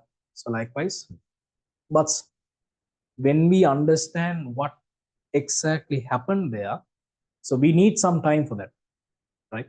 So that's the issue here. Most of you are not taking time, right? Not time is not you are taking a whole week or whole month, right? You have to take some hours and think about it. Then you will get the way that everything is actually arranged. Remember, so everything is a pattern, right? Now, even the calculations we are learning, organic chemistry, inorganic chemistry, everything is a pattern. You have to click that pattern.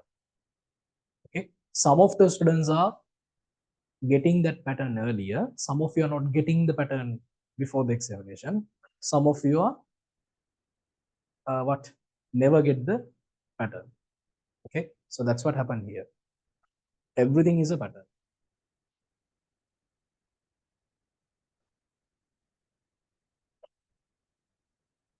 Patterns means ratawak again. Ratawak. So we can say art, some kind of artistic thing, right? So chemistry also some kind of artistic and art technique, halava, right?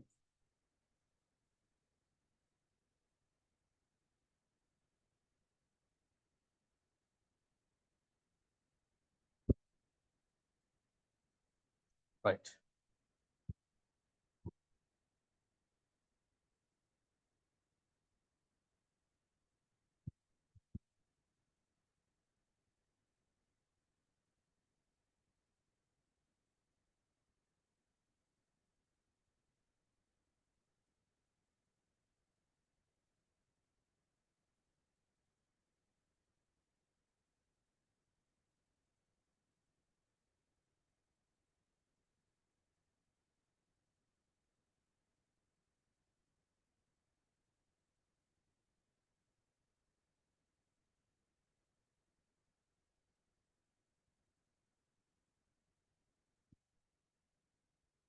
Question number 15.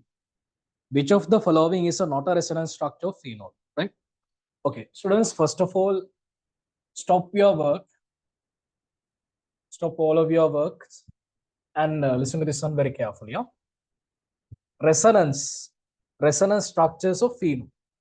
So after this class, after this explanation, I'm going to give you an homework. You have to do that one soon after the class. Okay. So please do that one. That's very important. So phenol. So just remember, this is the structure for phenol.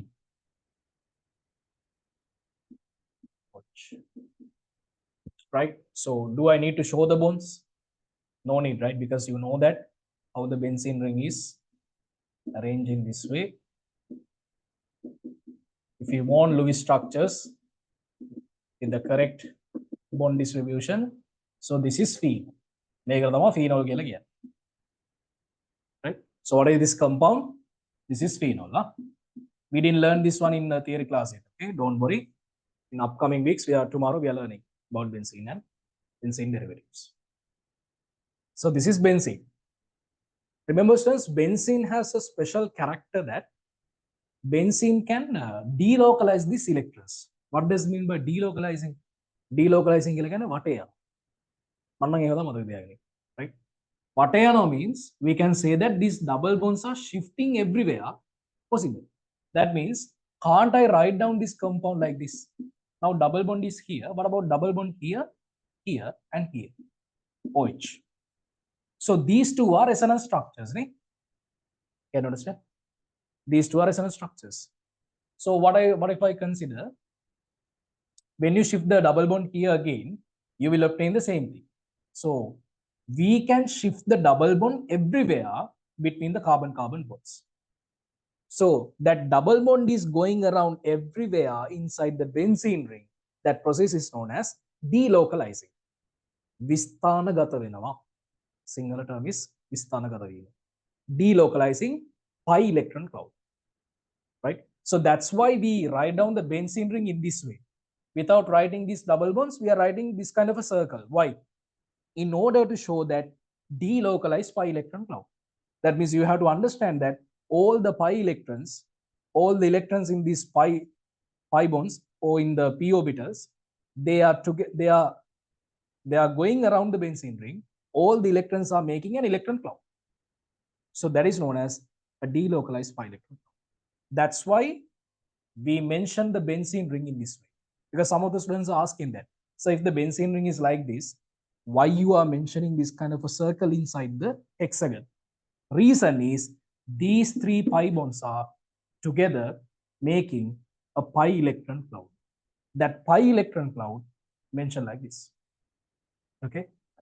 Now let's see how we can draw the resonance structures for field. Look at this one.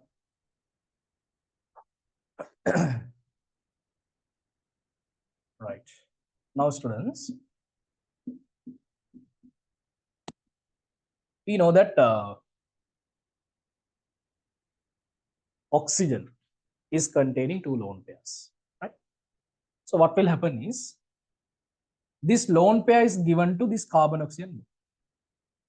Listen to this one very carefully, yeah? Very important, right? Let me use the red color pen for that.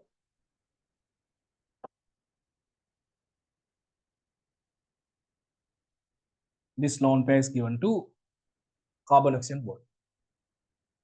Then this carbon, can this carbon form 5 bonds? No, right?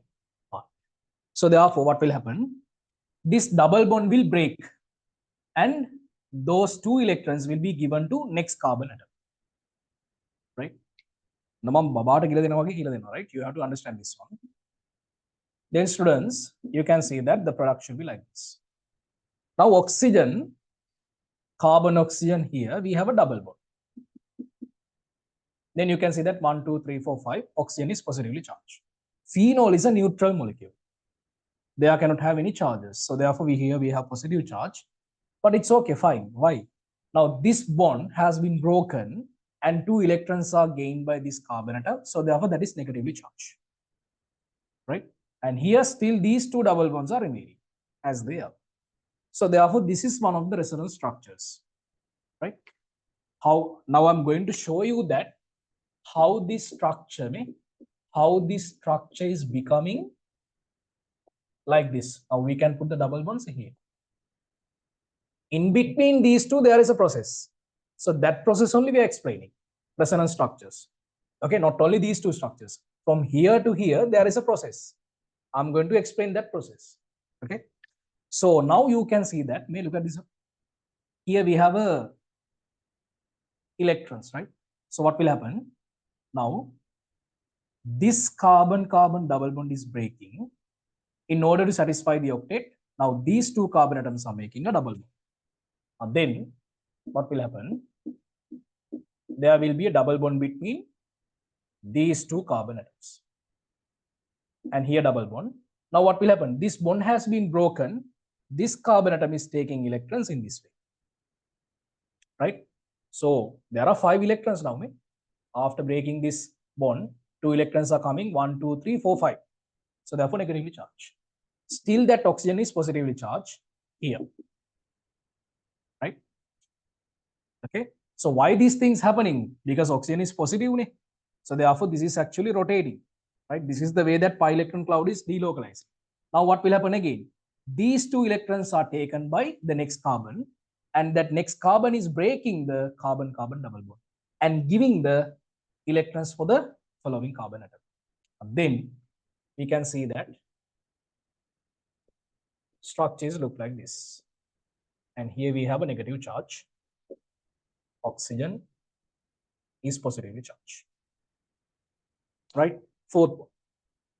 Right? We are not done yet. Wait.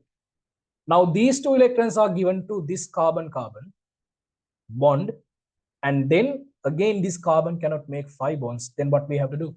We have to break one of the bonds from this carbon-oxygen double bond. Then students, you can obtain a structure that we can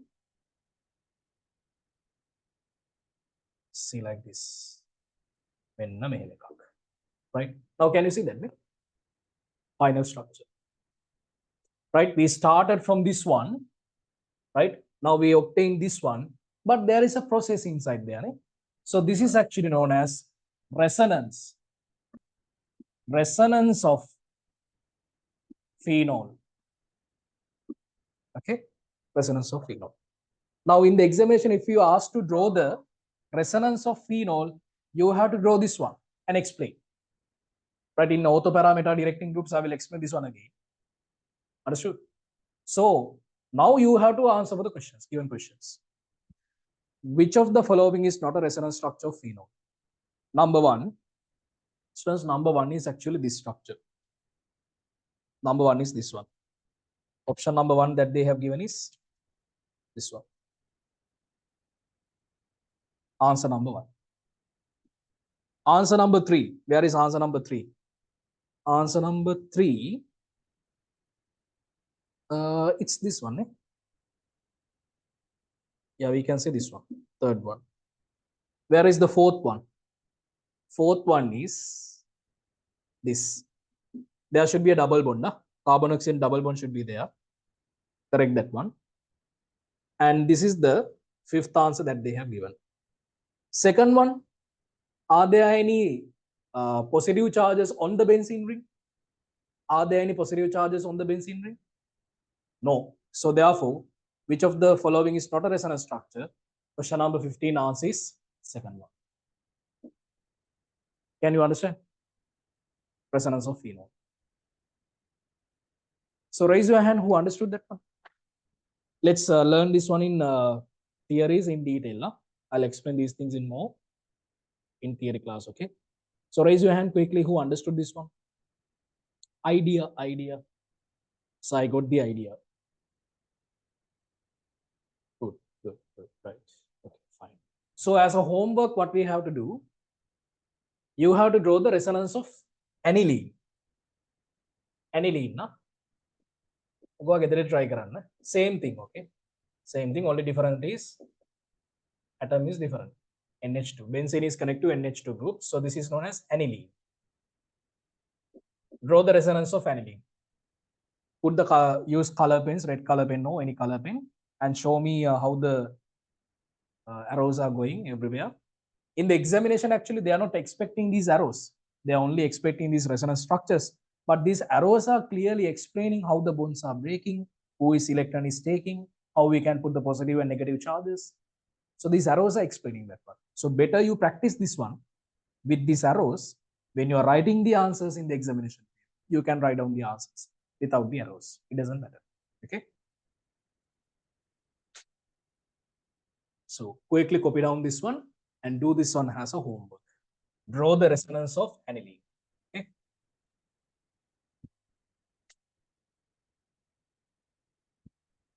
Done. Eh? Good.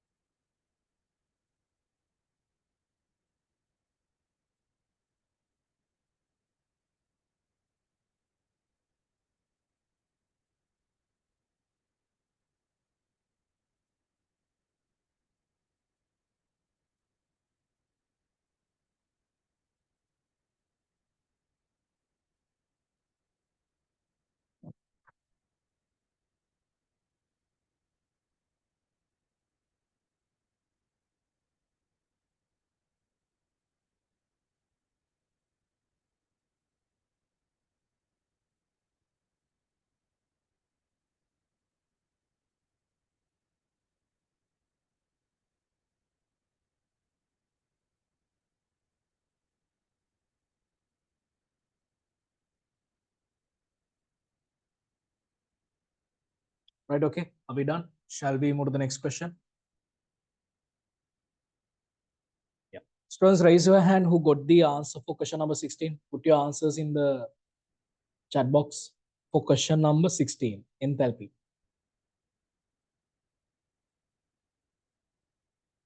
No. Ahmad wrong. Asma wrong. Check it again.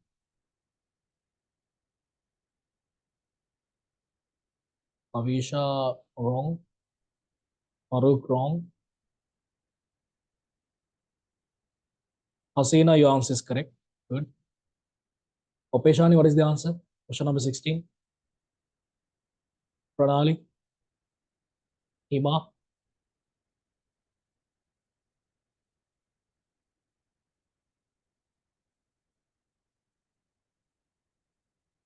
No.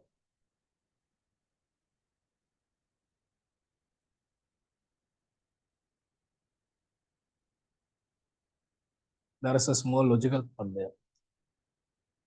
Yeah, Asma, now your answer is correct. Yes. Students, answer is all are negative. Delta G, delta H, delta S, everything is negative. Okay. So let's go for the question. What they have given here.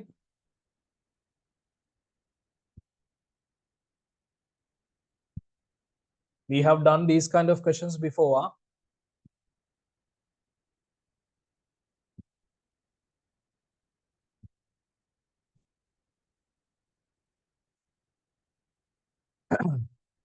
Nitrogen gas, N2 gas, reacting with 3 hydrogen gas. They are in equilibrium with 2 ammonia gas. This reaction is thermodynamically spontaneous at 298 Kelvin.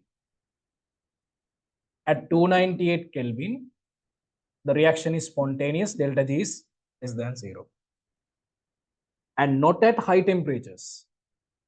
At high temperatures, the reaction is not spontaneous, that means greater than 0. Which of the following is true regarding the reaction at 298 Kelvin? Delta G is equal to delta H minus T delta S, you know that. If delta G is less than 0, reaction is spontaneous. If it is greater than 0, non-spontaneous. If delta G is equal to 0, the reaction is in equilibrium.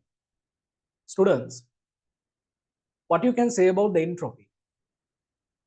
Here we have 4 gas particles and here we have 2 gas molecules. So the number of gas molecules are decreasing. Since the number of gas molecules are decreasing, entropy change should be negative. That is negative. So at 298 Kelvin, we know that at 298 Kelvin, delta G is a negative value. Delta S also a negative value. T means Kelvin temperature. Kelvin temperature is always a positive value. It's always a positive value. Then students, what you can say about delta H? They have given that. Now here negative, it becomes a positive value, right? So therefore we can say that delta H plus T, and this is negative. So they have given that not at high temperatures, right? So they have given that, look at this one. When they increase the temperature, what will happen? This negative value becomes a positive value, right? This negative value becomes a positive value when we increase the temperature. That means positive T is a greater value. T is a greater value. In order to become a positive value, students, we know that this multiplication is always a positive, right? This multiplication is always a positive value. Okay? Because minus T, delta S is also minus value. Minus always plus value, right? So therefore we can say that this is plus T, right? This is always plus T. So minus value is equal to delta H plus T. T is always a positive value. Then tell me what is the delta H value. If T is a large value, if T is large value, this become positive value. If otherwise, this is a negative value. Then in order to satisfy those two conditions, when T is greater value, when T is a larger value, this value is becoming positive. Right? Otherwise, otherwise this is negative. In order to satisfy those two conditions, delta H should be negative or positive. Delta should be negative, right? So when this becomes negative only, right? Just imagine if delta H is negative, what will happen? Minus T minus may positive, low temperature. So therefore this is becoming negative. If delta H is greater than 0, what will happen? Right? So no, I'm not discussing about the delta H greater than 0 or not. Lower T and higher T values. Okay. Then here this becomes positive. Delta H is negative. T is a large value. Okay. When the temperature value is very large value, we can say that this term is becoming positive. That positive term is a big positive value. That means we can say that plus 100 and minus 50 again. Then the answer is plus 50. But here we have, now here just imagine this is minus 50. This is very small value. Let's imagine that is plus 10 again. Then this is minus 4.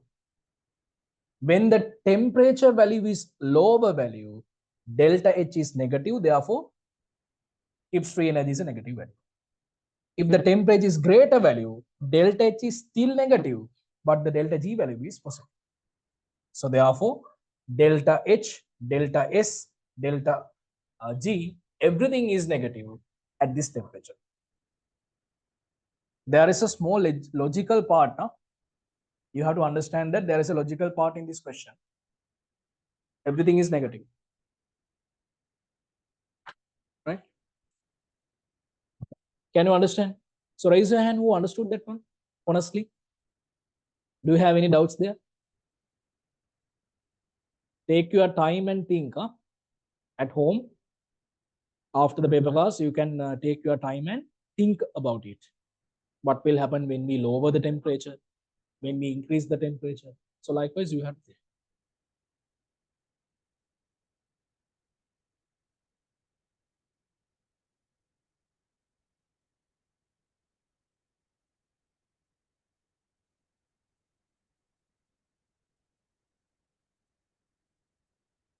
Question number 16, answer is second one.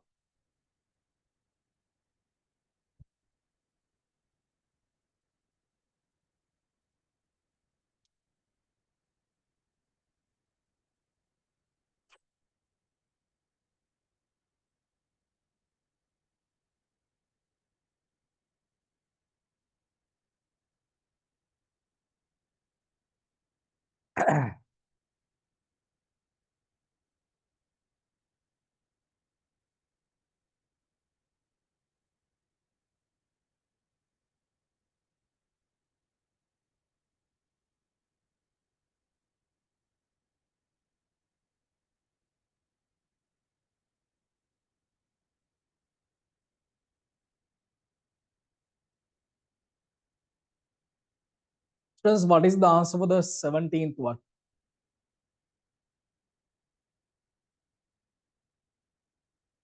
Wrong, Asma wrong, Ahmad correct.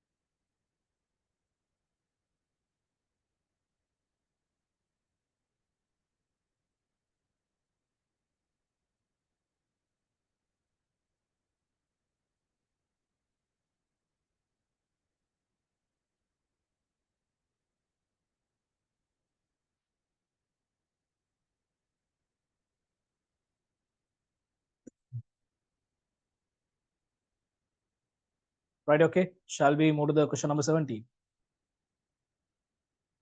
Yeah.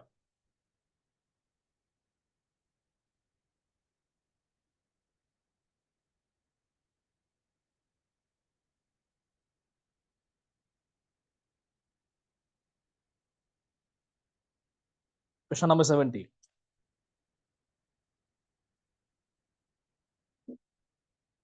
The de Broglie's wavelength of a neutron that travels at velocity v is 200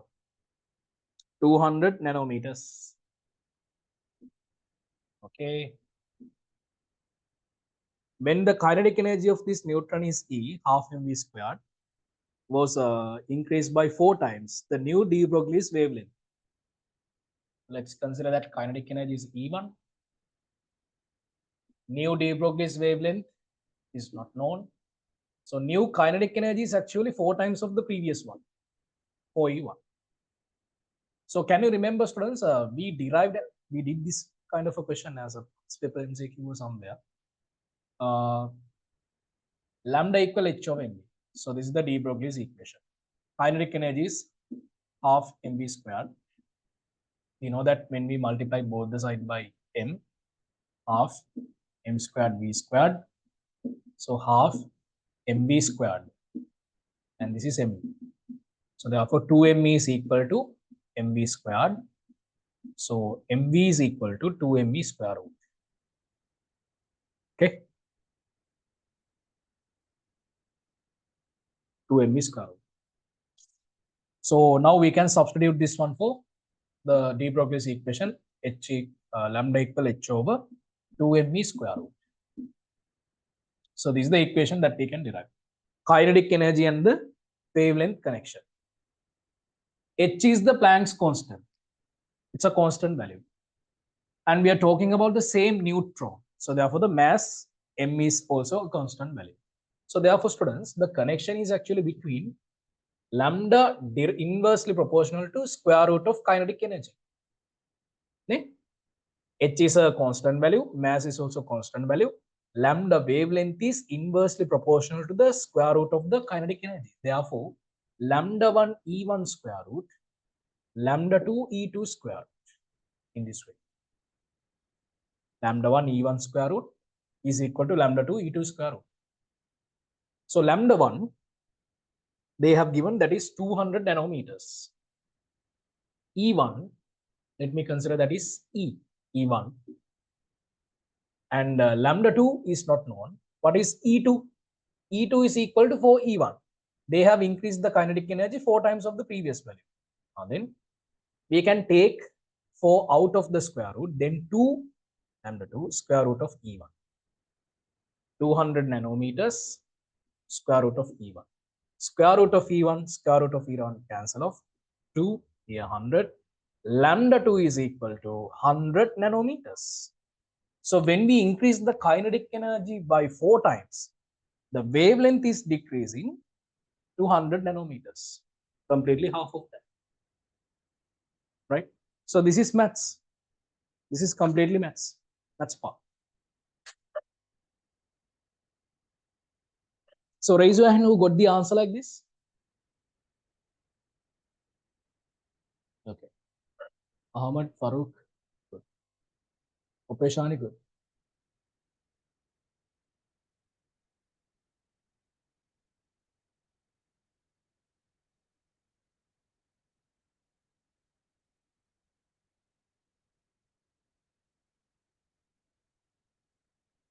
Question number 17 is like this.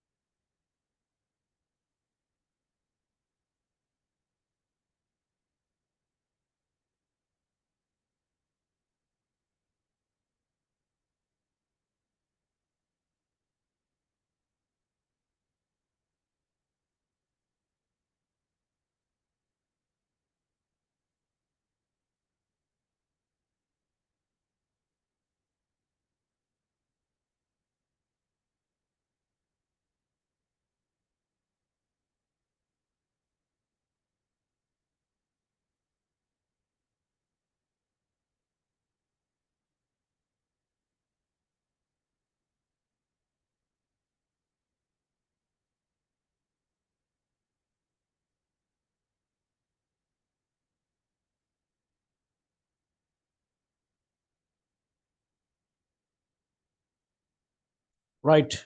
Shall we move to the question number 18? What is the answer for the question number 18? That is also enthalpy. Question number 18, answer. Yes. Answer is second one, okay? Let's see.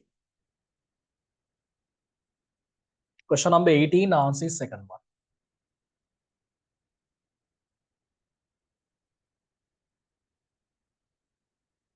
Students, in this question,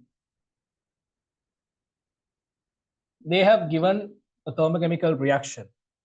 Methane is reacting with oxygen gas to produce carbon dioxide gas and H2O.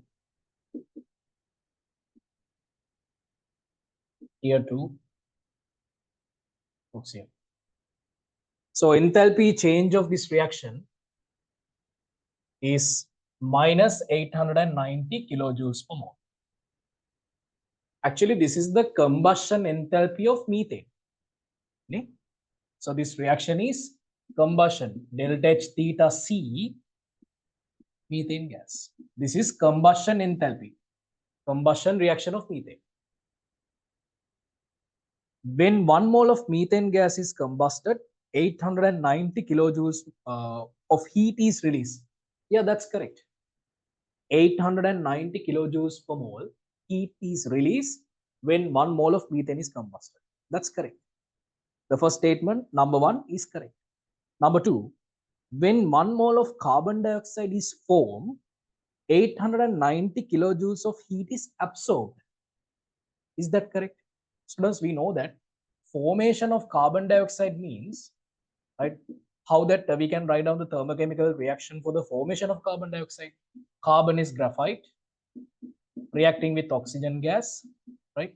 Then producing carbon dioxide. This is delta H theta F, formation of carbon dioxide. So are both reactions same? Are these reactions same? No. This is something else. This is completely different from the given reaction. So therefore, it's not correct. When 1 mole of carbon dioxide is formed, 890 kilojoules per mole energy is absorbed. They have given it is endothermic. No, it's not correct. Second statement is not correct. So therefore, I think question number 18 answer should be second one. But let's see. Let's see other statements. The enthalpy of carbon dioxide and 2H2O gas is lesser than methane gas and 2O2 gas. What do you think? What do you think?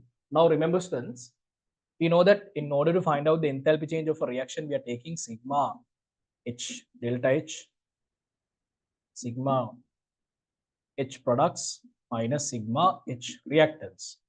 So what are the products we have? So products here we have is carbon dioxide gas and H2O liquid. Enthalpy is minus methane gas and 2 oxygen. These are the things we have. Okay? So here we obtain a negative value. These are the reactants and these are the products and these are the reactants.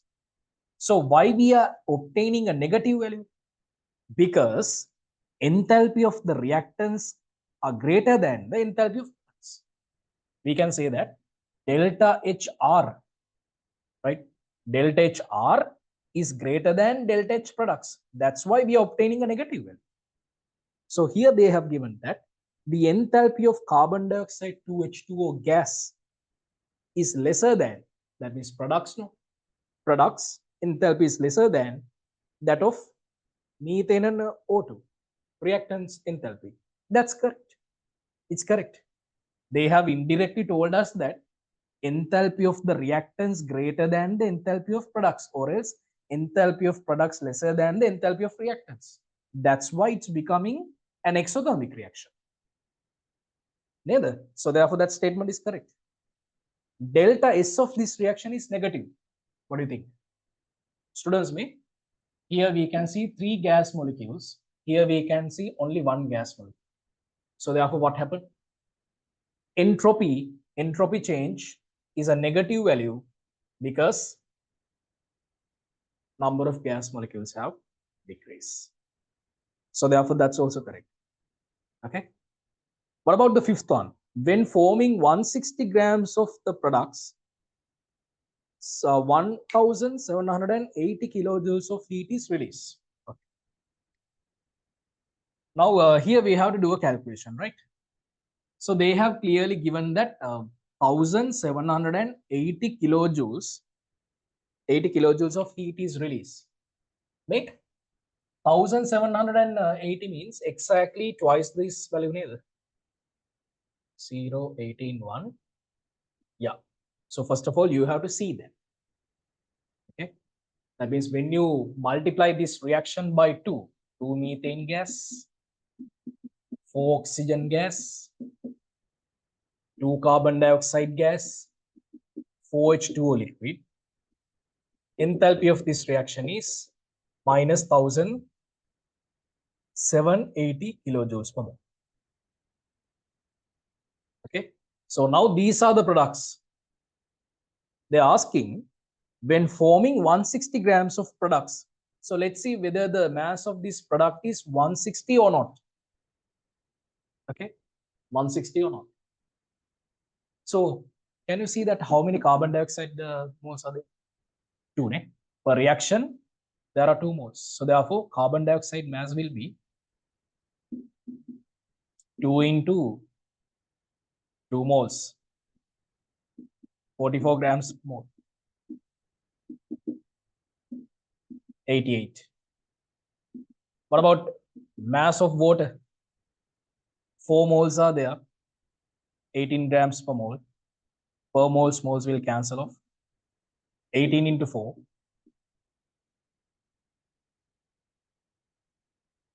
72. Take the total mass, right? Mass of products, 88 plus 72, summation is 160 grams. So therefore, yeah, the statement number 5 that they have given is correct, ne? So question number 18 answer is second one, yeah, correct. That is the false statement, others are correct.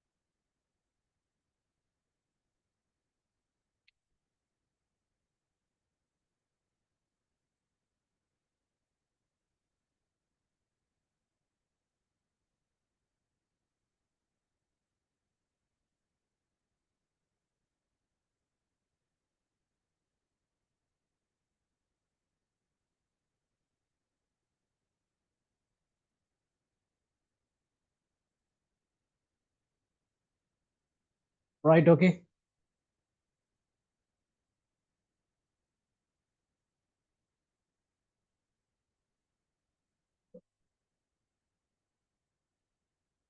Students, what is the answer for question number 19? What is the answer you're paying?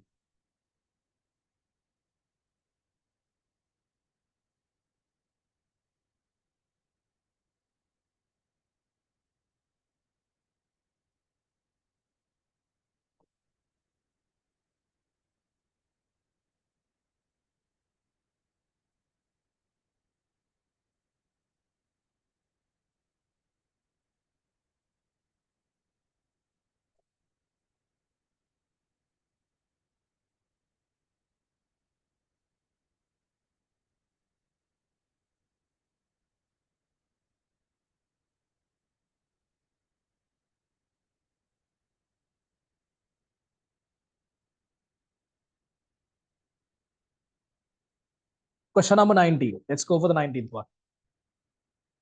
False statement regarding the group number 15 elements of the periodic table and their compounds. So students, tell me first of all, what are the group number 15 elements? Group number 15 elements. Who are they? Group 15.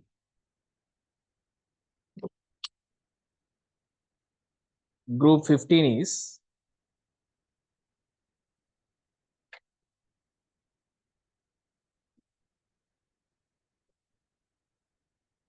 nitrogen, phosphorus, arsenic, antimony, bismuth.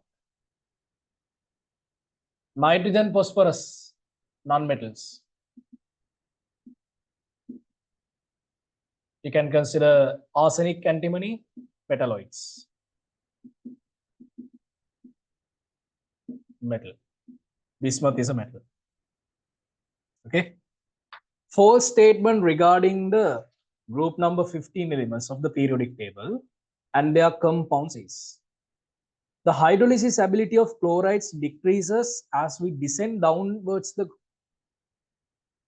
Can you remember the hydrolysis reactions? Let's start from nitrogen. So revise the theories we learned. Hydrolysis reactions. NCl3 reacting with water to produce ammonia and HOCl. This is the only chloride producing a base and acid together. To balance the reaction, put 3 here, 3 here. Here we can take PCl3 or PCl5, both can be taken. Let me take PCl5. So it's also easily producing. So what is it? We can say that H3PO4 and HCl, both are strong acids. So we can say that PCl5, 5 here, 4. So what about arsenic? Arsenic trichloride. Arsenic trichloride is reacting with water. But remember students, we learned that, can I remember? Under the theories, we learned that this is actually reversible reaction, H3ASO3 plus HCl. Antimony trichloride is reacting with water. That is also equilibrium reaction, producing antimony hypochlorite, white color precipitate with HCl. Then bismuth trichloride reacting with water. That is also reversible reaction. Bismuth hypochlorite, white color precipitate with HCl. So to balance reactions, 3 here, 3, 2, 2, this way. So what do you think about the statement that they have given? Right? Ability to do the hydrolysis reaction. Is it increasing or decreasing? The reactions are, the last 3 reactions are reversible. Reversible means students, there is a resistance to give the products properly. That means there is no completion for the reactions when we go to the bottom elements. Right? So therefore, so the statement that they have given, the hydrolysis ability of chlorides decreases as we descend downwards a group. It's correct, Nick? Right? Decreases as we descend downwards group. Correct. That's correct.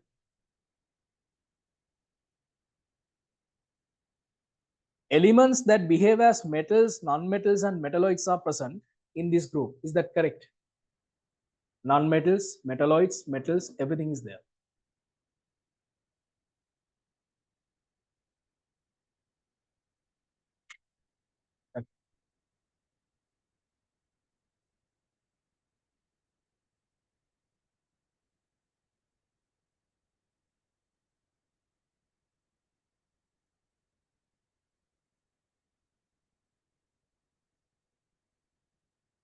What about the next statement?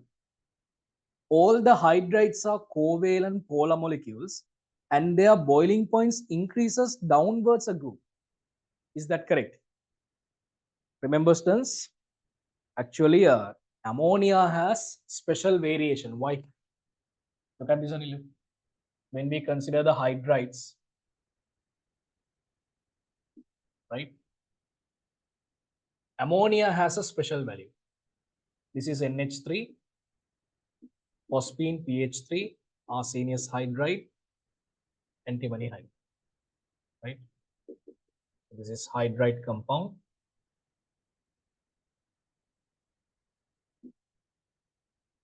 Boiling.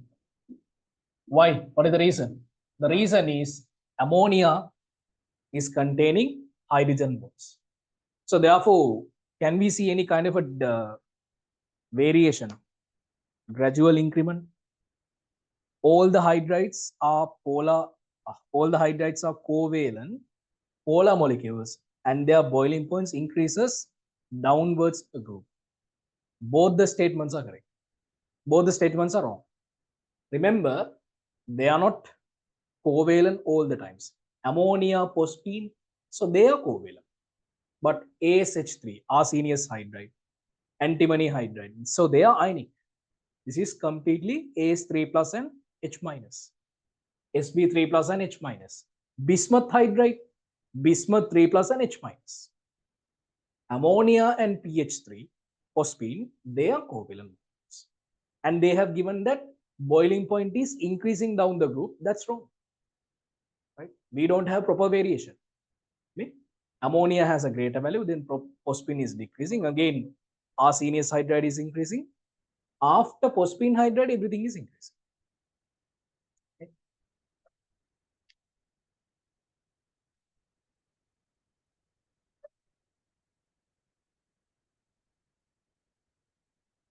What about the last statement, number 5? Ammonia has all acidic, basic, oxidizing, reducing properties. Is that correct? What do you think? Ammonia has all acidic, basic, oxidizing, reducing properties. Yeah, that's correct. So we have discussed examples for those reactions as well. Okay. Question number 19. Answer is third one.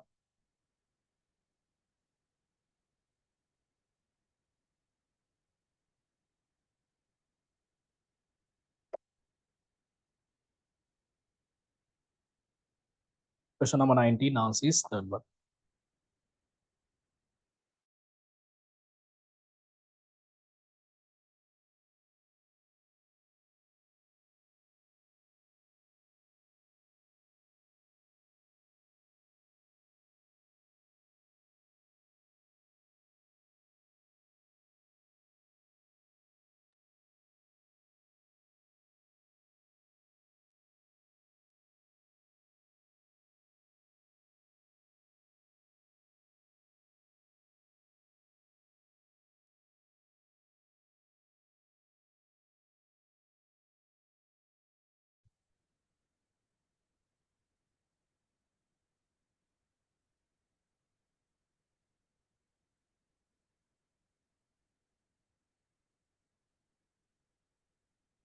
Right. Okay.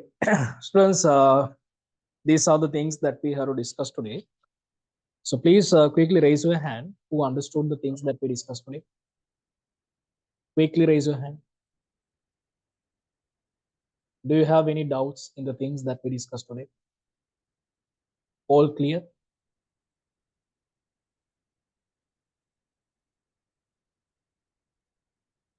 Okay. So before the next paper class, students, you will get the paper book number 7, along with the answer and review book. So please complete those answer and review book. So class and right? So hereafter, after every paper book, you will along with the paper book, you will have answer and review book as well. So therefore, you have to write down the reviews. Okay. Okay. So then let's meet on tomorrow. Theory class. Theory class will be conducted so tomorrow night, 8 p.m. We are going to start benzene, so don't miss the class tomorrow. So it's very, very important. And yeah, so those are the things. Okay. continues to do the papers. Right. Okay. Then if you don't have any doubts, we can wind up the session for today. So let's meet on the tomorrow theory class. Until then, bye bye. Have fun. Good night, all of you. God bless you.